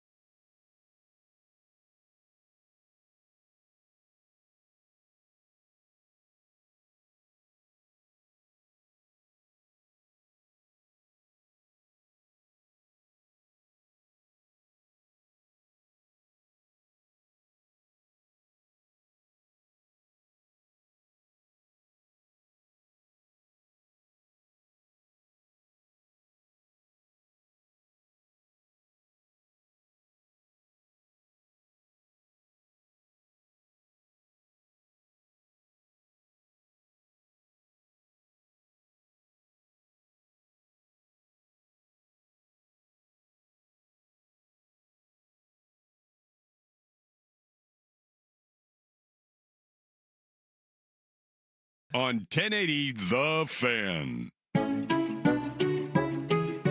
It's time for today's worst day on the web with Danny and Dusty on Odyssey and 1080 The Fan. Oh, really? That sucks. Did you know that for kids now, when they want to say something is bad, they call it Ohio? I don't think we do that. I have not heard that. Yeah, that's so Ohio. I don't think we do that. No, I'm talking about like you're no longer a kid. Depends on the person. No, you're no longer a kid. You're just a young buck. Yeah, you're moving past the kid stage, and yes, no, there's a skibbity, and Ohio means something bad. Oh, don't do skibbity. Those guys are idiots. Yeah, well, that's a real thing. So here you I go. know it is, but skibbity. As a teacher, I hate that. I have no idea. Mm-hmm. Yeah. So Just wait. I say that as a point. In Zanesville, Ohio, an Ohio woman is pled guilty making hundreds of calls to emergency services using the local first responders for unnecessary ambulance rides to the hospital. Kesha Kennedy of Zanesville has pled guilty to felony disrupting public services, felony making false alarms, and 25 counts of misdemeanor misuse of 911 systems. 25 all in one? Like, they're like, we're just going to hit her with 25, or these 25 separate? 25 is the low number because officials say at the beginning in 2020, Kennedy called 911 almost 400 times, complaining of various illnesses. The fire department handled the responses and said they became strained by her improper and frequent use of emergency resources. Is she a hypochondriac? That's what it sounds like. It says ambulances and first responders transporting Kennedy for non-existent emergency. They were unavailable to services those experiencing actual emergencies. They say the responders couldn't respond to a call involving a person unable to breathe because they were transporting Kennedy for a fake call. The person with breathing trouble later died. Yeah, whoops. Oh. But if she's a hypochondriac, they have to, like, do something to help her, right? Or is there no helping hypochondriacs? I mean, figure it out, dude. Not you, her. Oh, I was like, I have not called an ambulance ever. She called Can't afford 911 multiple times every week, sometimes calling for first responders several times on a single day. Let's see, at Genesis Hospital, she was repeatedly informed she had no medical issues or emergencies. However, the hospital was forced to triage her every time she arrived, with, of course, the taxpayers picking up the tab for each transport and visit through Medicaid. Why are they forced to triage her? Because when you show up Just at the hospital, that's because what you're supposed to case, do. yeah. You're not supposed to. You can't turn anybody away. Here's the best part. A Oh. county assistant prosecutor who handled the case stated in court that she demonstrated a fictitious disorder, which means that she's a liar. So maybe she's not even a hypochondriac. Yeah. She just wants attention. Uh-huh. In 2023, Kennedy was found guilty of misusing the 911 system in Licking County. Yeah, she's got lots of different counties here: Muskingum, Licking, Guernsey, Franklin, and Cuyahoga. So does she just run around to all the different counties? She's like, all right, can't call in this county anymore. I need more attention. Well, I will over say, here." I was on the way here before going to Vegas, and a guy going up 120 in a silver Dodge Ram almost ran me off the road changing lanes. He split in between us when the gap was like basically wide enough for his truck. Yeah. And he yanked the steering wheel over so hard that his wheels went into the across the line right next to the center divider. I was like, oh, he's gonna plow into that, and this is gonna be fun, dummy. But I immediately just grabbed my phone and called 911, and it was I just passed the 217 I-5 interchange, and right there it transfers from Washington to Multnomah County. So I ring through and I get Washington County immediately, and I go, hey, I'm here. I'm at mile marker whatever. I'm getting ready to head up the hill to the Taylor's Ferry exit. And they're like, oh, you're heading to Multnomah County. Let me transfer you. I'm like, that's fine. Go ahead. And I still have the truck in front of me, like relatively. I mean, I'm not kidding. He's going 120. It took 4 minutes for Multnomah County to pick up. And I'm like, they're like, can we, 911, what's your emergency? I'm like, well, it wasn't kind of an emergency in the sense of like a traffic emergency, but it took you 4 minutes to answer. So that person's gone. Yeah. Here's their license plate number if you want to put an APB for them. But Yeah. like I was trying to alert you guys that, They're not being safe. A while ago. yeah. I know it's like not your fault, like stuff's happening, but it was very much like the difference between going from Washington County and Multnomah County was hilarious. Yeah. Washington County, immediate pickup. Yeah, they're like, what's going But on? to your point of like how she could get into different counties, it's Yeah. literally No, that simple. The that makes handoff, sense. the handoff takes place like that. Well, and I'm assuming in Ohio too, county's probably a touch smaller. Yeah, Yeah. not the size of Oregon. Yeah. I had one time where I was coming back from working a game, and I had to go somewhere else, and I came down 205 and came out. This is when I was living in Tualatin, and I came out the Stafford side, and then ended up down by Wilsonville Road where I lived, and it's the difference between again Clackamas County and Washington County. Mm-hmm. And there's a guy drunk as a skunk, like in it. Like I watched him drive into the ditch. Ooh. I went maybe 8 blocks from where he was, and there were cops that were sitting right there. There was another accident, and I pulled over real quick, and I was like, "Hey guys, I just saw a guy literally drive into a ditch. He's hammered." And they're like, "Where at?" I'm like, "It's like 30 seconds at most that direction, right down the street right there. Like if you go, you can get him." They're like, "Oh yeah, no, that street right there that you turned off of, that's the county line. We can't go there." They were sheriffs. That's right. And it was just like, this is all violently dumb. You can't go do that because it's on the other side of the line. But again, protocol. This is all so much in the weeds. But that's how, you can cross those lines very easily and get caught up in them. But 400 freaking phone calls. Yeah, well, let's see here. One time, August 2023, law enforcement officers responded to a report of a behavioral emergency at Licking Memorial Hospital involving Kennedy. They questioned her, and she pretended she was suddenly unable to stand or walk. After being helped into a sitting position on a bench, she pretended to be unconscious. She then pretended to wake up and told officers she did not understand the meaning of being read her rights because she was disabled. So she threw her head down like a toddler and then opened one eye. Was like, I'm passed out. And then law enforcement spoke with doctors at the hospital who confirmed she was not disabled and did not need medical treatment or transfer to another hospital. I don't like her. Vancouver 4 text line says, Ohio equals bad, Sigma equals good. That's the other one. Sigma is a good thing. I thought alpha was a good thing. Don't you want to be an alpha male, not a beta? No, we're moving past that. I don't even know what sigma means. Well, I mean, it's a Greek letter, but... Yeah. It's right next to ligma. Yeah, I don't think so. Ligma what?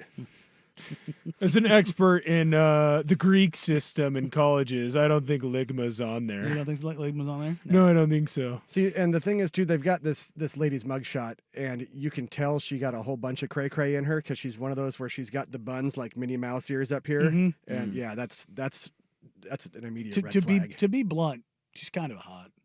It's a good photo for her. It's not hurting her. It's a good photo. Right? Like She's gonna pop up on mug shotties. Yeah. That's mugshotties. You guys don't follow that Instagram page? Is that just me? No. What's unfortunate is like that so many states have like, we're not going to publish these anymore. I'm like, that was like half the fun. It was like seeing what hot ended up in jail. Like what was that? Was that on E-Bombs World? It's on Instagram. It's on Instagram. No, but now. the OG one. I think it was on The E-Bombs original? World. Sure. Yeah. TMZ maybe? Yeah. No, because this is before TMZ. Wow, there's a before TMZ. E-Bombs World was like the genesis of internet. Internet 1.0. Yeah. Yes, that's where everything was, Look. and then MySpace. Also, the Vancouver text line. As a native Ohioan, some of these counties are nowhere near each other. So she's just mobbing around. Yeah. So calling people. Deal says mug shoddy. I can change her. Yeah. Oh, dude. I'm not gonna lie. There've been a couple on there where I saw the I thing can and save it was her. Like, it's just attempted. Yeah, it's attempted manslaughter. She Didn't deserves her succeed. day in court. Damn it. She's just passionate. We are a country that you are innocent until proven guilty. I am going to wait till all the facts come out in her case. This also the Vancouver text line. It would have been funnier in the story had Danny said to 911, he's also been going 120 miles an hour for 4 minutes, but I'm still right behind him. Exactly. I'm following him for you. I don't want to lose him. Yeah, no, I literally told him, I'm like, he's probably gone by now, but I remembered his plates and the make and model, and I could give you like a rough year, but like, he's gone. Yeah. Sir, this is a citizen's arrest. You need to pull over your silver Toyota Tundra. It was a Dodge Ram. Oh, Wow. That's right. People in Toyotas would never speed. I remember these things. I bet you still remember the license plate. Yes, I do. And like this, I can't remember my wife asking me to take out the trash, but this crap, This you can remember? stays in my head, and I'll be sitting there going, "Why do I remember this license plate number?" It's all very, very, very dumb. So, yeah, that's our worst day on the web. A crazy hot chick who calls 911 way too much. She's probably, pretty likely going to go to jail for this. Probably should. Or tells do me. some like very serious community service. Look, if you are calling double-digit amount of times to 911, you should probably really be looked into. Well, yeah, you hit triple digits? 400 times. 400. There you go.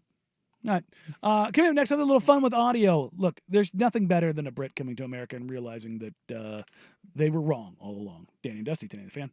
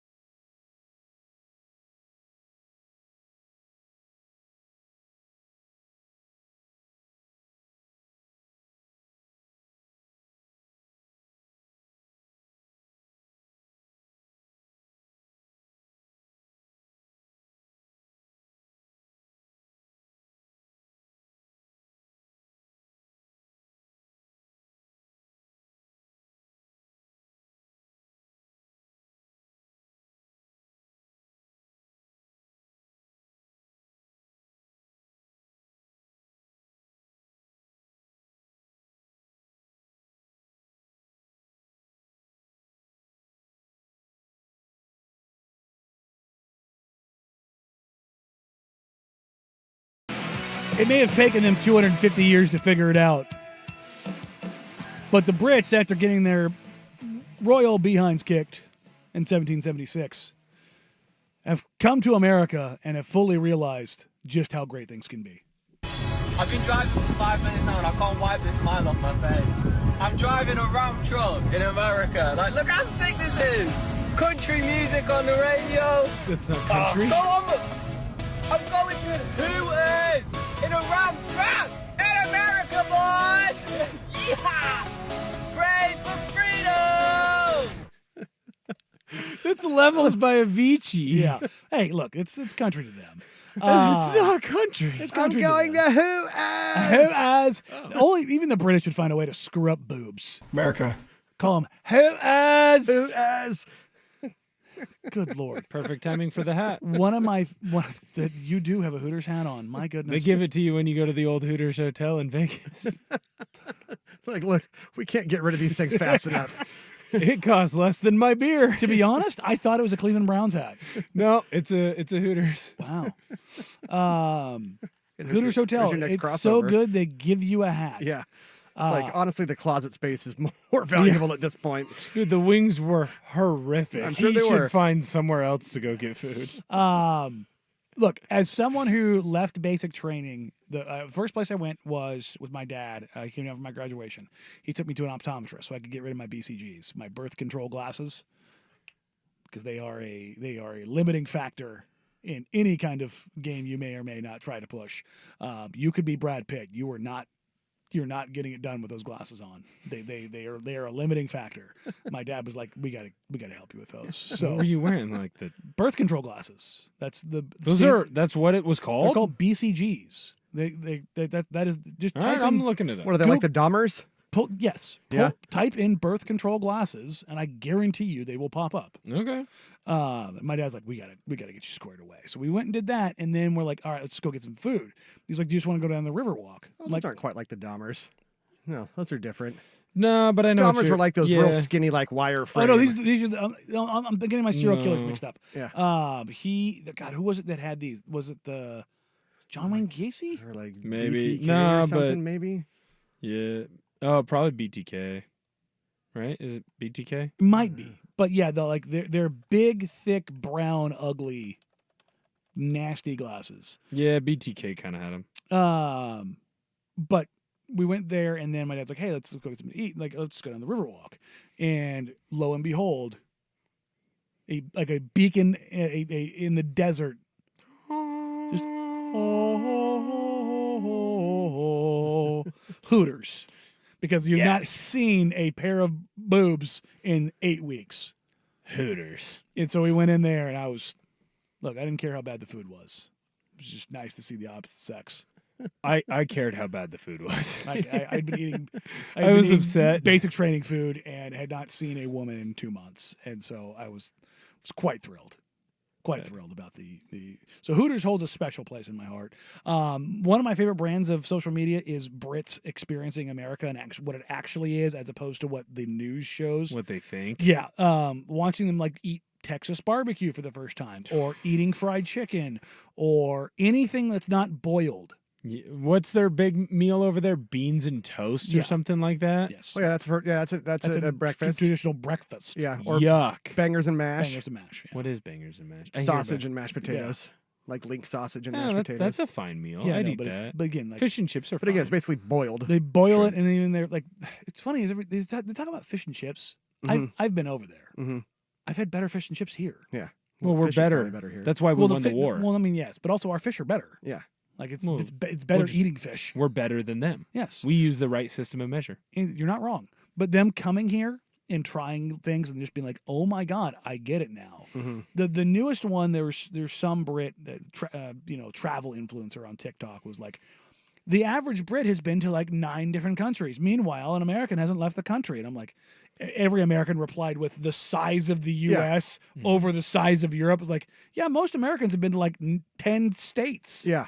And the distance that covers is, Europe. Yeah. Exactly. It's like you throw Texas on Europe and you're like, good luck. Yeah. Exactly.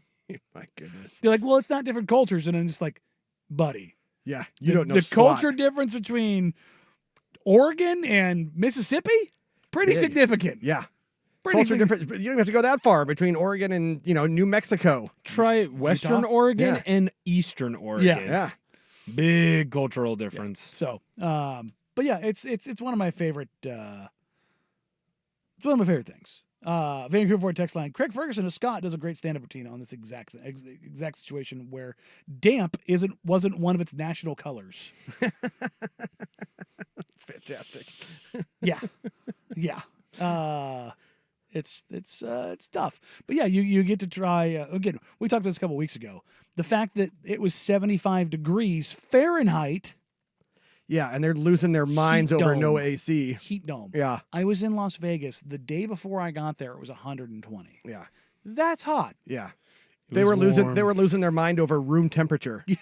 It is 3 degrees above room temperature. What do I do? They're like, people are dying, and I'm like, that sounds like a you problem. Yeah. It's not that hard. Get a Learn how to fan. hydrate, Like, just even right? a little bit. Like just Drink some water. Well, but they can't Oh, that because water. people have been I mean, that water's disgusting.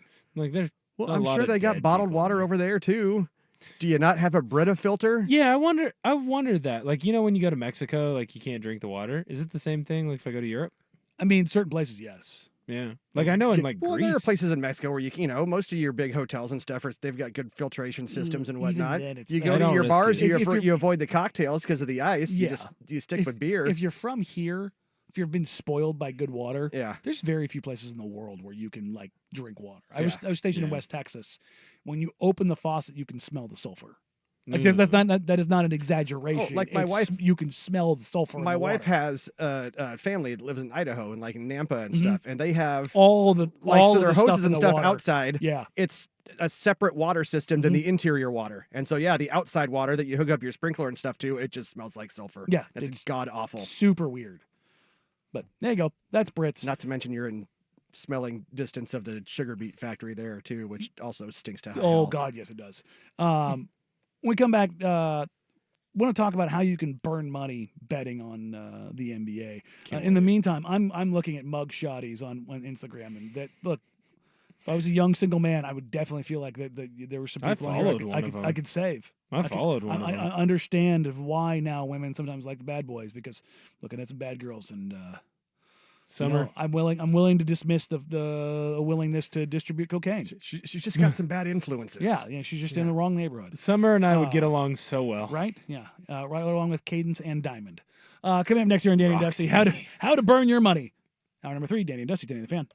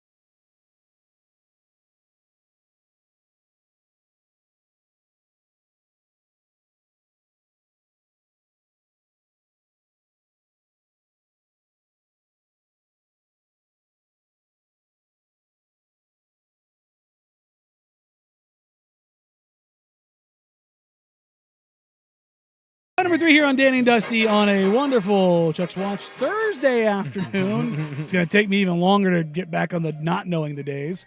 Dusty out today, maybe back tomorrow. Will Ortner and Jeff Rust behind the glass. Thank you all for joining us. We appreciate you. We love you. Whether you're listening on 1080 AM, watching along on youtube.com/1080 AM The Fan, or twitch.tv/1080 AM The Fan, we appreciate you. We love you. And we remind you that gambling advice is presented for entertainment purposes only, except in this one particular case, which is do not waste your money betting on Bronny James unless you're taking the unders.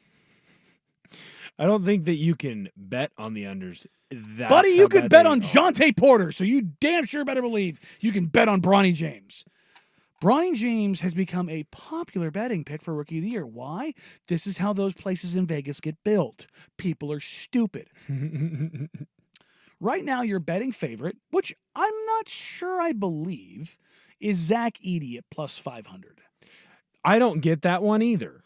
I think he's got a good chance because Memphis is going to be a good team, and there's a good chance he's going to start. Now, do they start Jaren Jackson instead, and Edey is more like a 20-a-minute kind of guy as they kind of figure some stuff out? We'll see. But kind of going through the group of rookies here. Edey is plus 550. Reed Shepard of the Rockets is plus 650. Number 1 overall pick of the Atlanta Hawks. Zachary Riese plus 800. Dalton Knecht of the Lakers at plus 850. And the reason he is so high is because he plays for the Lakers. He'll be on national TV a ton. He'll be in the zeitgeist, and he's going to get that bump. Number 2 overall pick, Alex Sarr, plus 900. Bulls pick at number 11, Modest Buzelis. Number 4 overall pick, and honestly, I would say would present to me the most value in this, is Donovan Cleveland's UConn teammate, Stephon Castle, plus 1,000. In fact, after I get the commercial break, I might go search that one out. Plus 1,000 for Steph Castle feels pretty good. And that Spurs team is going to be better than people think. Mm-hmm. Bub Carrington at 14 is at plus 1,400. Rob Dillingham also plus 1,400. Ron Holland plus 1,400. Cody Williams of the Utah Jazz plus 1,800. And Trailblazers big man Donovan Clingan at plus 2,000. I don't think Clingan has a good chance, even if his defensive numbers are crazy good. I don't think the minutes are going to be there, and I don't think the offense is going to be there. But if you heard me say Donovan Clingan at plus 2,000, you're like, he said Bronny James, and he still hasn't said his name. That's because there's 1, 2, 3, 4, 5, 6, 7, 8, 9 players in front of him on ESPN Bet's prop board. And he's still the number 2 bet prospect. At plus 15,000. Why are people dumb? How long was he the favorite too, or at least for not the favorite, but the most tickets, the most money was placed on him to be the number 1 overall pick? Yep. Because people are dumb. Look, I'm not going to throw anybody under the bus because it's just not worth it. There are people that are respected draft insiders and experts, reporters who around Bronny's return said it wouldn't be surprising to see Bronny go in the top 10. There was a point where he was listed in the top 10 for the mock drafts. Yes, and he never, ever, ever, ever, ever, ever should have been. That is not hindsight. That is a look at the nasty side of the business. That's just dumb. It's not even dumb. It's being willfully obtuse. Well, it also shows the power because it's either LeBron has quote unquote forced you, there's influence. Or there's influence there, or you're doing it because you don't want to upset LeBron, which Jaylen Brown did, and he had to walk that one back the next day. Right, with I don't know how to pronounce that. Kaiser. Thank you, Kaiser and Angel Reese. Yes. And that one I feel bad for Jaylen Brown because I don't feel like he has said the exact same fair. Thing that front office executives, scouts, coaches, other media people have told me word for word, bar for bar. Well, if he cracked the mic and was like, hey, he's not a pro, and was going out and doing it, he got caught on a random camera having a conversation with 2 girls two women who play basketball. Play to win the game. They play basketball. So I don't really feel like that's fair.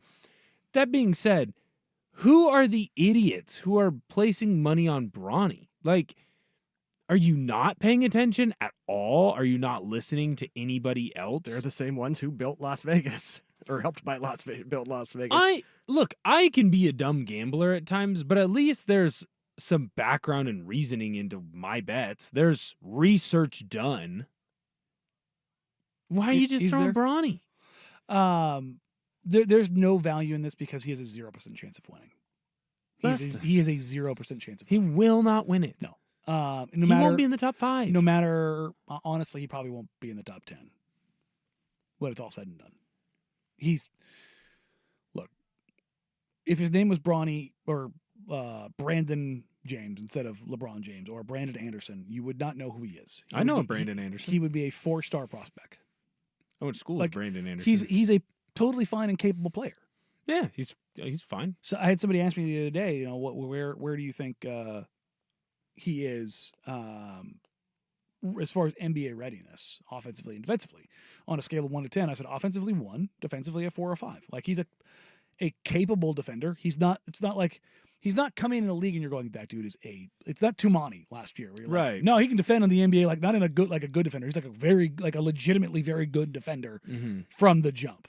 And he doesn't have all these tools like, well, he's athletic. It's like he's at a 40-inch vertical. And I'm like, cool, he's still 6'1". Right. Like there's no getting around that. He's not his dad. He's not 6'8". Now Bryce is significantly bigger and more athletic, and he's the better prospect. Like that, yeah, okay. Like Bryce is gonna be a better player than Bronny. Like that's pretty easily to say at this point. Right. But this whole idea of like, well, you guys need to stop pretending and acting like this. Like the reason people are doing this is because it's literally being shoved down their throats. NBA Today's opening segment, as we're getting ready for our show, it starts at the same time. I'm sitting here watching in 53 seconds. Bronny James is the hottest ticket for Rookie of the Year. That was the lead-in to NBA Today today. Is it just it's because they are going to get listens and they're going to get clicks, and that's why it is what it is. But that's exactly the problem.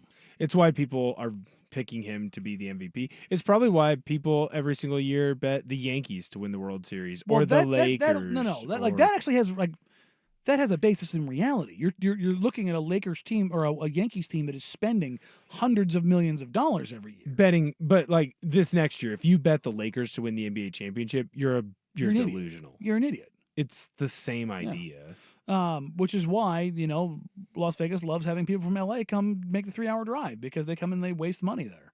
The last long shot that like legitimately paid out that I can remember outside of like horse racing was Leicester City winning the Premier League in, was it 2016?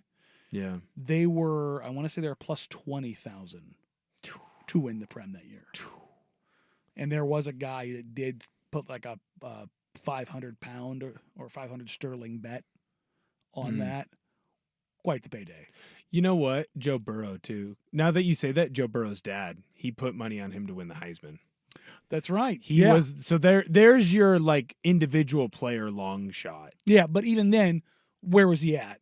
He was at LSU, and before that, he was at Ohio State, and he was a big time prospect. And there was nobody was questioning whether or not Joe Burrow was a good prospect.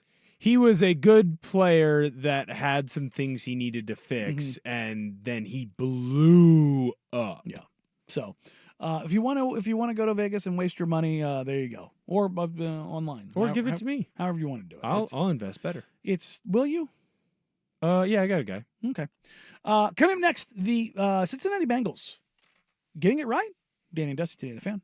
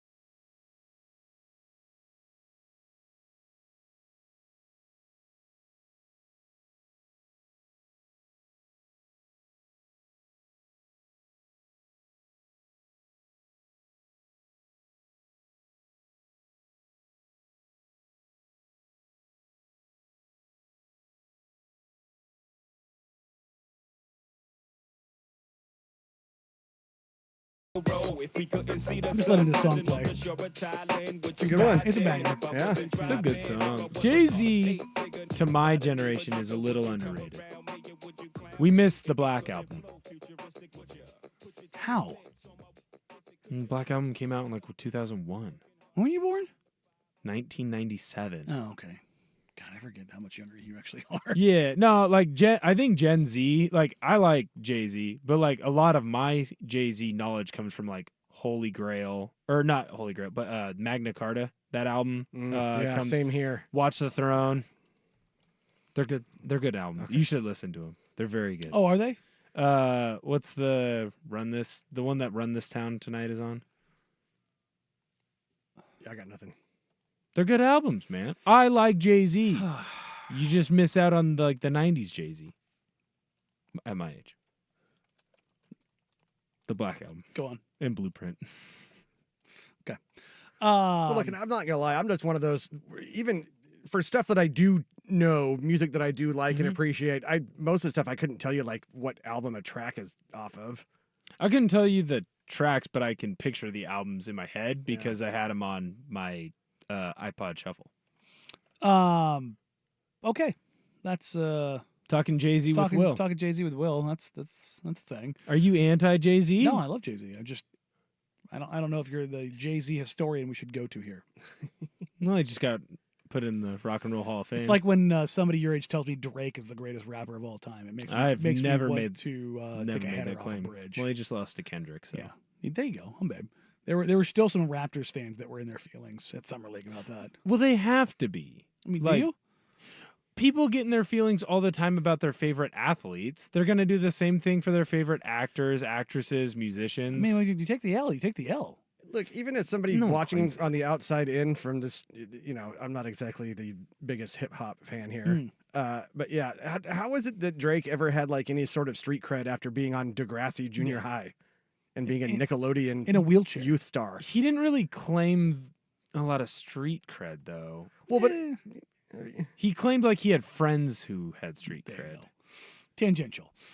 Speaking of friends with street cred, the Cincinnati Bengals have decided to actually go past the friends with benefits situation, perhaps, that they have had with their former players. I don't know if you know this, but the Brown family, notoriously really crappy.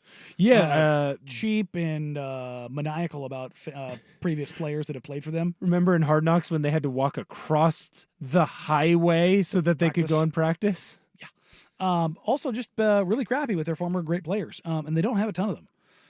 If you remember, there was a little hullabaloo as they put Ocho Cinco, Chad Johnson's number, up in the Ring of Honor.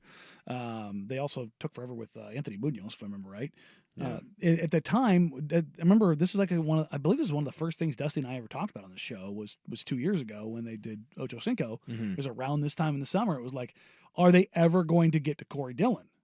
Because in the pantheon of players that have played for the Cincinnati Bengals, it's Chad Johnson, Corey Dillon, and Anthony Munoz. Like that's the list. If you want to be like Carson Palmer, okay, yeah, like that's your Mount Rushmore. Like that's how bad that franchise has been. Right. Not good. Your all-time passing leader is Ken Anderson. Your all-time rusher is Corey Dillon. Your all-time receiver is Chad Johnson.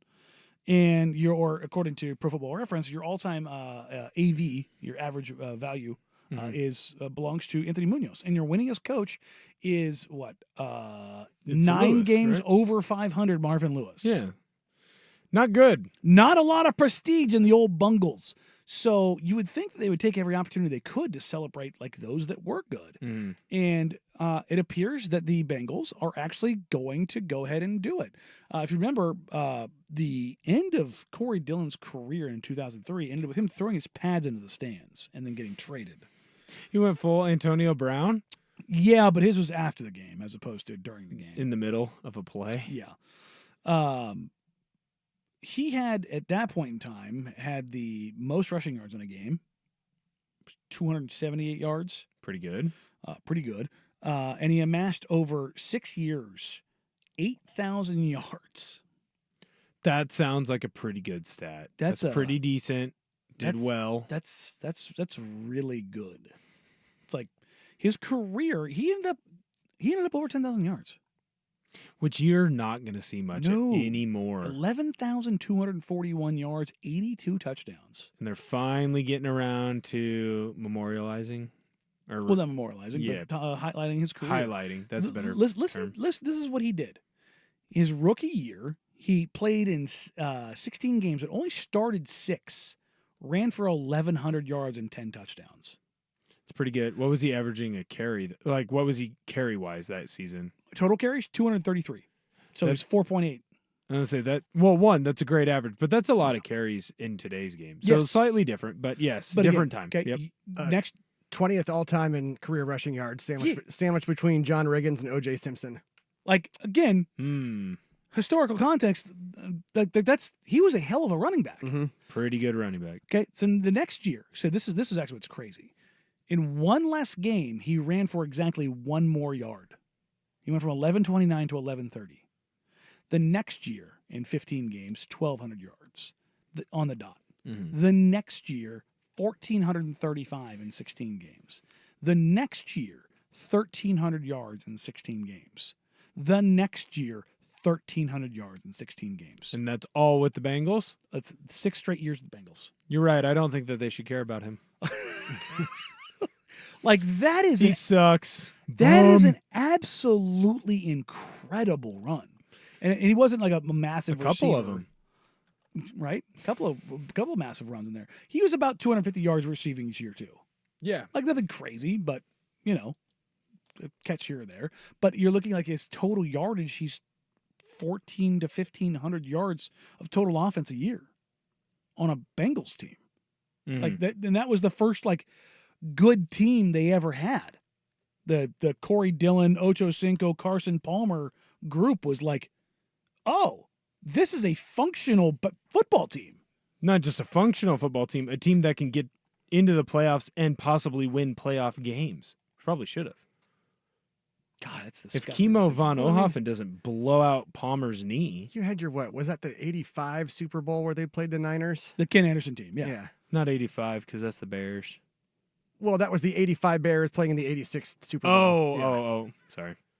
But it was somewhere right around there. Yeah, like 84 season. 85 well, bowl. Weren't they good? Did they have Sims? Who was their quarterback that they had that was decent, that does TV now on CBS? They have Sims? No, Sims was Giants. No, I'm thinking... Boomer? Boomer Esiason? Boomer. Yeah. Boomer. They were good with Boomer, right? They were never, They were okay. Okay. Did they go to 2 Super Bowls against the Niners? Yeah. So he was Boomer was the second one. Yeah. Yeah. But I mean, like in the modern era, like that's it until that's why Burrow has been so important. That's why they love him. Well, I mean, yes, as good as Burrow has been, though, they've built around him fairly well, and Taylor's a very competent coach and hire. Like, they're a good team. Even last year with Burrow being hurt, they still did really well. I mean, obviously they didn't make the playoffs. You're not going to make the playoffs when your number 1 quarterback, who's a top 5 quarterback minimum in the league, gets hurt. But it also shows you how long you can be stuck in futility if you have bad ownership. Coming back to how this all happened, 2021 was when the Ring of Honor debuted, and then they put Munoz up in there. Dillon was critical of the selection process for the Ring of Honor. He told The Athletic at the time that his omission was damn near criminal, and he was sure they would put John effing Kitna in there before him. Hey, no bad words about John Kitna. Where'd he go to Central college? Washington, great John Kitna. His jersey is hung in our rafters. The Bengals season ticket holders were basically the ones that were made that finally forced like it. They were like, yeah, you need to have the best running back in our franchise's history in the Ring of Honor. Dillon said he got the news after he missed a call from a Cincinnati area code. When he checked, it was Mike Brown, the owner of the Bengals, informing him of the honor, which he then had a phone call with. And he has been active both during his career and post-career about trashing the Brown family. They did not win more than 8 games when he was in Cincinnati. Wow. Yeah, I'd be upset too. But there's a reason for that, because the Brown family understands that the team as an asset is where they make their money, and they don't care about winning or losing, which is why Dylan should be upset with them. He said, we had a beautiful conversation, man. It was a long time coming. I'll say that much. In a statement released by the team, Brown praised Dylan for his toughness and durability. They also have Crumry in there as well, who played for Cincinnati from 83 to 84. Two-time Pro Bowler, first team AP All-Pro in 88. Yeah, Crumry was the guy who had his leg turned into a spaghetti noodle in the Super Bowl. The severely broken leg. Yeah. You. So I guess good for the Bengals for finally getting it right. That's kind of been like my view of the Bengals since they drafted Joe Burrow. Like they finally got it right. Well, it's not for like they're trying to get it right. It's like they fall face first into getting it right. They accidentally get it right. I'll tell you what. Corey Dillon has a great nickname. What do they have it as? Clock killing Corey Dillon. There you go. That's amazing. It's a good one. Doesn't get better than that. Do they have the nicknames listed? No, they do. Yeah, Clock killing Corey Dillon. That's pretty good. CKCD. Great one. Did he win one in New England? He won the last one? Yeah. 04. Wow. I did not give Corey Dillon enough credit. He's awesome. No, he's a really good running back. Oh, yeah. It's just hard with those Huskies. I mean, in 04, he ran for 1,600 yards. Pretty decent. With the Bengals, with the Patriots. Good little player. Good little player. It's also insane when you look at his carries. He had 345 carries. I wonder who led the league last year in carries. It's a good question. I bet you it's McCaffrey? No.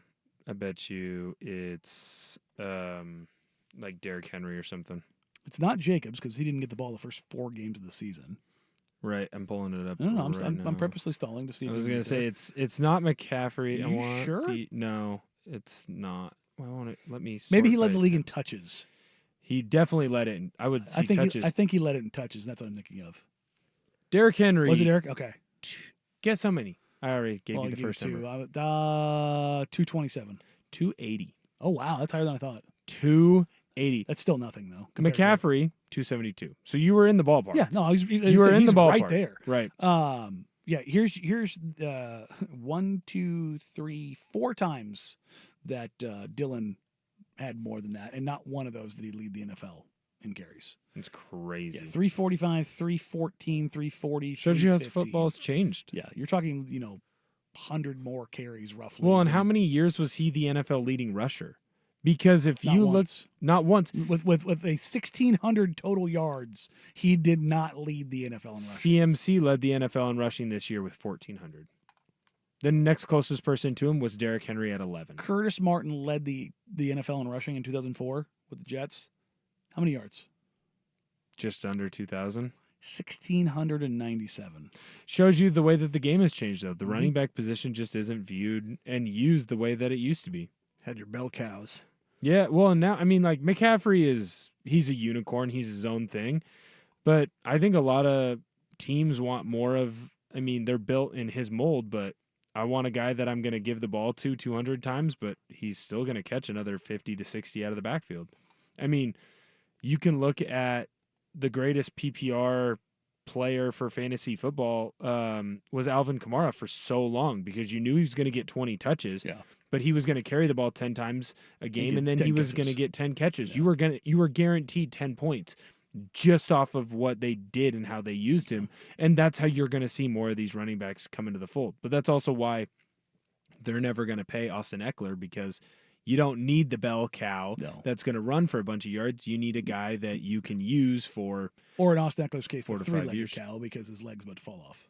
He's also always hurt. Yeah. But that's that Western Colorado D2 type of football player. Not at Central. Wow. We beat them. Wow. And they suck at football. All right, coming up next, we'll talk about some more D2 football. No, we won't. I'm not going to do that. We're going to break down who's going to win this year. Harding? Instead, we are going to look at what the NFL draft meant for the city of Detroit. They didn't have to go all RoboCop. There was money there. But first, here's the Big Kahuna Sports Center Update. You mind if I have some of your tasty beverage to wash this down?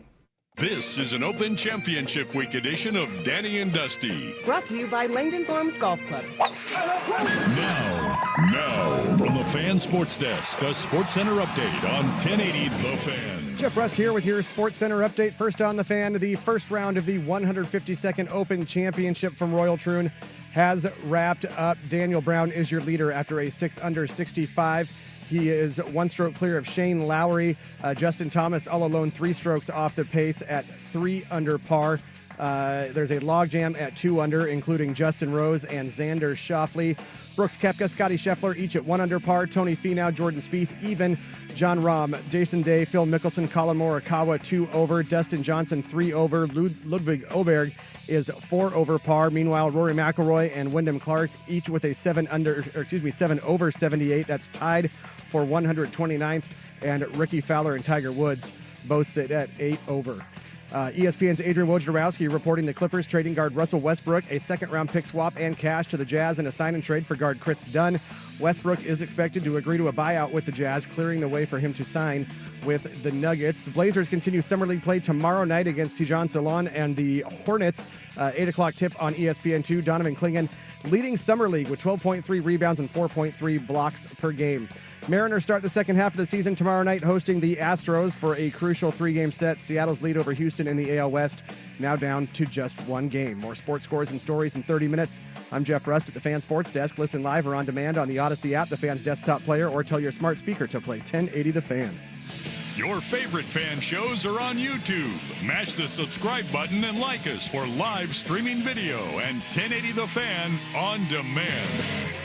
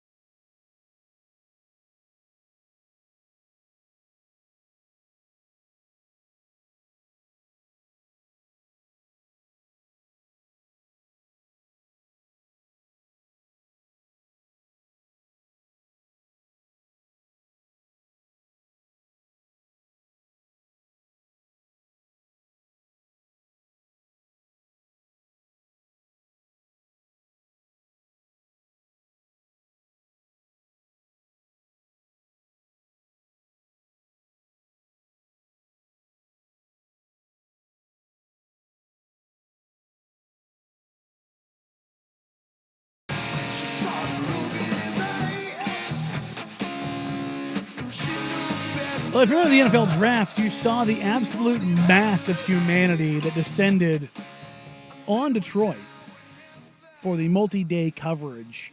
There was the security photos that Dusty was enamored by over and over again. He's like, how do you estimate just how many people are there?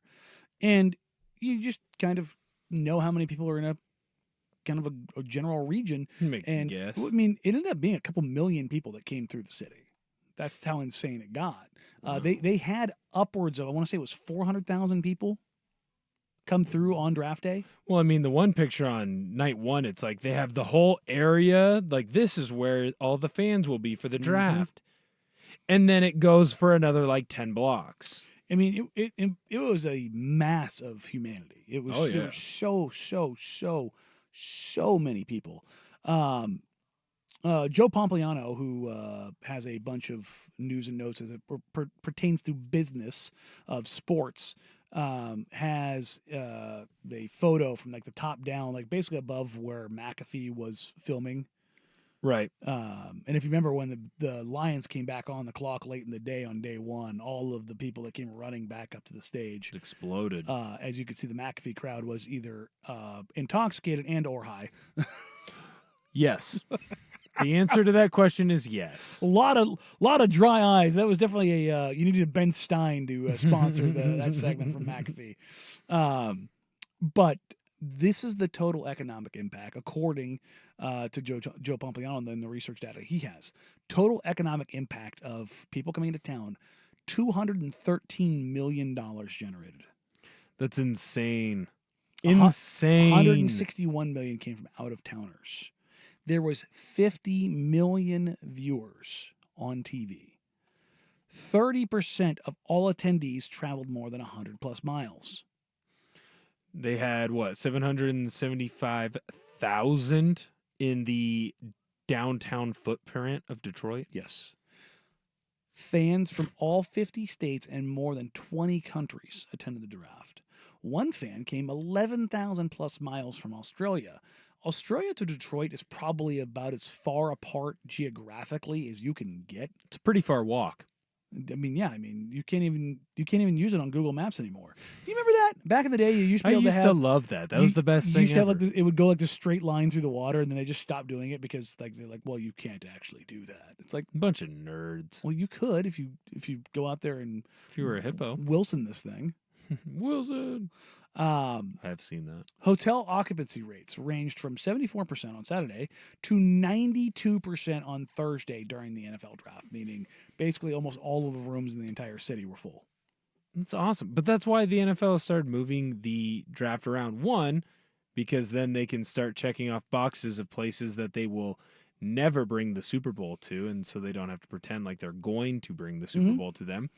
But also, this is why cities, Seattle, should be demanding that they get the draft. It's a big deal, and people care. This right now, Seattle should host the draft. Yeah, because Seattle's not. You're not getting a Super Bowl. Think about you're Seattle not playing a Super Bowl there. Think about Seattle in late April.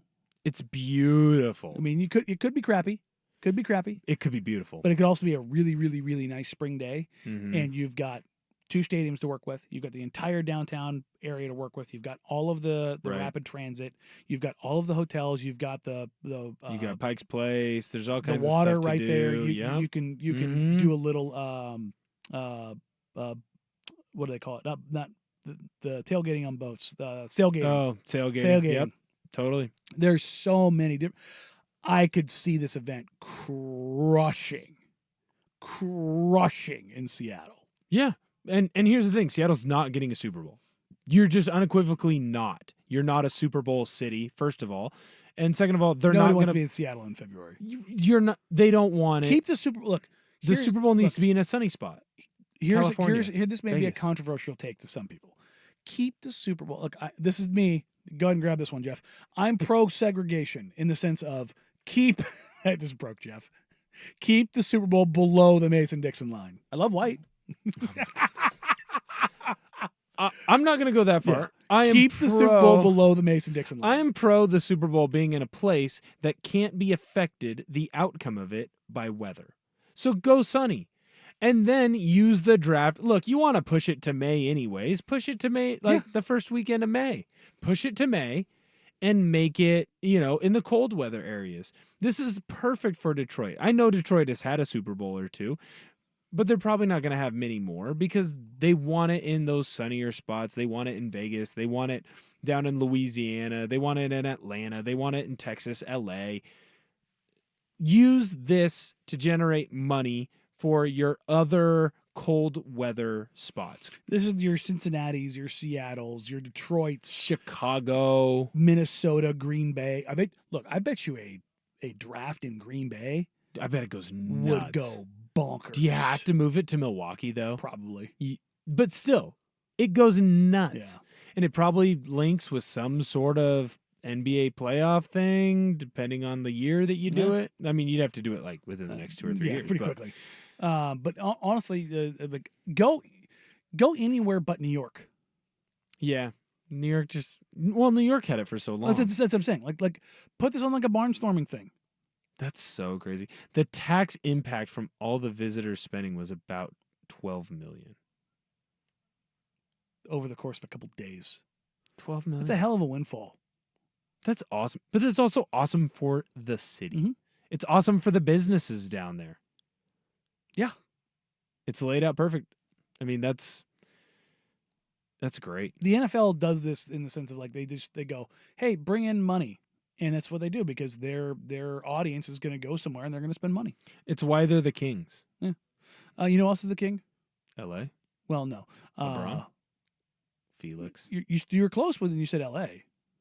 Lane Kiffin. That's right. Lane Kiffin and others took turns beating up on Paul Finebaum, and we're going to have some fun with that. Come over next year on Andy Dusty, 1080 The Fan. I'm pro-segregation.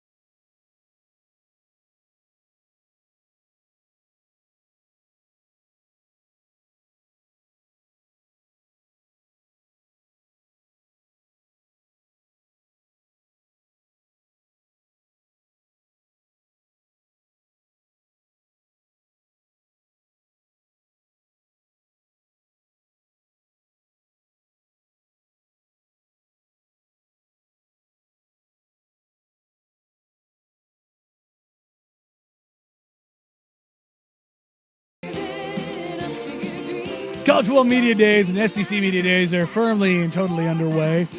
And along with that means the machine that is Paul Finebaum is getting all his takes out across college football, including taking his shots at Lincoln Riley. I think he has an enormous amount to prove because, quite frankly, Jay, I think he's been a disaster. Let's go back 3 years. Oklahoma and Texas joining the SEC. It was announced at this moment in time. What did Lincoln Riley do? He went away. He did not want to deal with the Southeastern Conference at OU. He took what he thought was an easier course, so he goes out to Southern Cal. He takes Caleb Williams. Good first year, but since then, everything has gone wrong. I thought last year was one of the worst coaching jobs I have ever seen. Quite frankly, had I been the athletic director at Southern Cal, I would have fired Lincoln Riley because he's yet to show, after many years as a head coach, he knows anything about defense. He's gone through defensive coordinators. He just simply couldn't handle it. And now things are going to be 5 times worse in the Big Ten. On top of that, a number of his top players are bailing out. This is a guy who owned LA for about a half a minute. And quite frankly, next year at this time, I think he'll more than likely be an assistant in the NFL if he's that lucky. The first year was kind of okay. He went 11-2 and then lost in the Cotton Bowl, which was in the Pac-12 title game. Well, hey, nobody likes to listen to Paul Finebaum quite like Paul Finebaum. I have my, and then everything went wrong at USC, and they went 8-5. Well, look, has Lincoln Riley been everything that USC expected right away? No, not necessarily. Has he been 85% of it? Yeah. Yeah, he has been. Also, Paul Finebaum, where do you do your show from? Oh, you do it from the South? Yeah. Oh, wants nothing to do with Oklahoma or Texas, which Paul Finebaum didn't want anything to do with until they joined the SEC. Yeah, you're also like, hold on, wait. He left because he was scared of the SEC. They just got there. He didn't take Caleb Williams with him because he wasn't going to handle the SEC. He got an offer to go to USC and live on the beach. Yeah. What are you talking about? Have you seen his house? It's beautiful. And guess what? Something tells me he doesn't pay for a lot of it. Probably not. Yes. But you know what? There was a lot of reaction to old Paul, including old Mad Dog. He didn't take over a good program. They were terrible. USC what was their record before he got there the year before? Did they lose 5 games? 4 games? But Doggy, in the transfer, I mean, he brought a bunch of players. He brought the best player in the country with him. And won a Heisman Trophy with him. He didn't get much out of him. And he won a Heisman Trophy. At a place where they win Heisman with Marcus Allen and Charles White and Simpson. How many trophies did he, how many Carson Palmer. trophies did he hold up? Well, hold on now. You talk about Heisman Trophy at USC, that means everything. Carson Palmer, Leinart, Reggie Bush, Simpson. They love Heisman trophies. And he brought a Heisman Trophy there. That counts. That counts. I mean, they love Heisman trophies at USC. The reason why USC is good? Come on. It's USC. They've been around since 1910. New Rockney. USC. That's why. It's a much better program than Oklahoma. I'm surprised at you. Don't talk about Vanderbilt football. That was awesome. The first time in my life. I'm surprised at you. I've ever agreed with Mad Dog. It's USC. It's one of the top 5 programs historically in all of college football. I got to go grab that for a drop, though, too. I'm surprised at you. I'm surprised at you. I love his voice. With the proper reinstatement of Reggie Bush's Heisman Trophy, I just want to highlight real quickly. Which university has the most Heisman Trophy winners all time? What is Colorado Rockies? Definitely not. USC, fight on. Look, was last year disappointing? Yeah. But it is what it is. He has his things he needs to fix. He needs to... And what I think he's done by going out and getting the UCLA defensive coordinator is get a good defensive coordinator and let them coach the defense. Lincoln Riley is now 74-18 all time as a head coach. He is an 80% winning percentage. Paul Finebaum just wants to rail against anybody and anything that isn't in the SEC. Which includes that's what he's doing. Lane Kiffin, but Lane Kiffin not one to shy away. I'll steal your line, but I was going through deep depression over this incorrect guilt that you tried to lay on me, which preceded that move. Had something to do with Southern California. Oh, yeah. When you got me fired at USC. I got myself fired at USC, but you didn't help. It's a better that. story if I got you fired. You really did. Because it is a true story that the athletic director and the president were on that trip. We were playing that night, and you were on College game day, and you had to make your big splash, and they were watching it, because I know the other person in the room that was watching it with them, and you said what a joke I was, and I'm the Miley Cyrus of college football coaching, and I should be fired, and they looked at each other, and later that night I was fired. Yeah. By the way. So, but hey, look what happened. I would have never gotten to work for Coach Saban. All these other things wouldn't happen, so I appreciate you for helping getting me fired. Thank you. Look at what you're doing today. You're predicted to go to the playoffs. And look at Miley Cyrus. She's had a nice comeback, So too. you're wrong on that. I mean, you putting me down with that. So really, I don't really know what you're good at. Like, you predicted that Coach Saban was done. That didn't happen. You basically said Miley Cyrus stinks, and she's still going. Yeah. Well, anyway, it's always great to be ridiculed by Lane Kiffin. What's funny about this is awkward. Finebaum tries to be like, yeah, look at Miley Cyrus. She made the comeback. And as soon as he drops the I don't know what it is you're actually good at line, Finebaum just goes stiff as a board and closes his eyes like, you son of a... But he's also... He's not wrong. He's not wrong. Lane...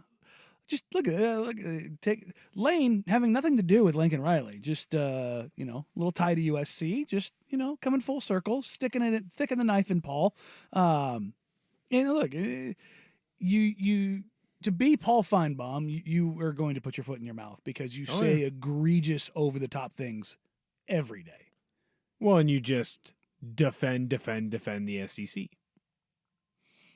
Yeah, defend the shield. Paul. I love Lane Kiffin though. Like he kind of does have a little bit of Miley Cyrus in him though, if you think about it. Like kind of hot. Yeah, in a weird way. Both hot. Started off their careers as like the Wonder Kid, big deal, Hannah Montana. Then they come crashing down to earth. They have this like crazy renaissance, and then now you're looking at Miley winning Grammys, and you've got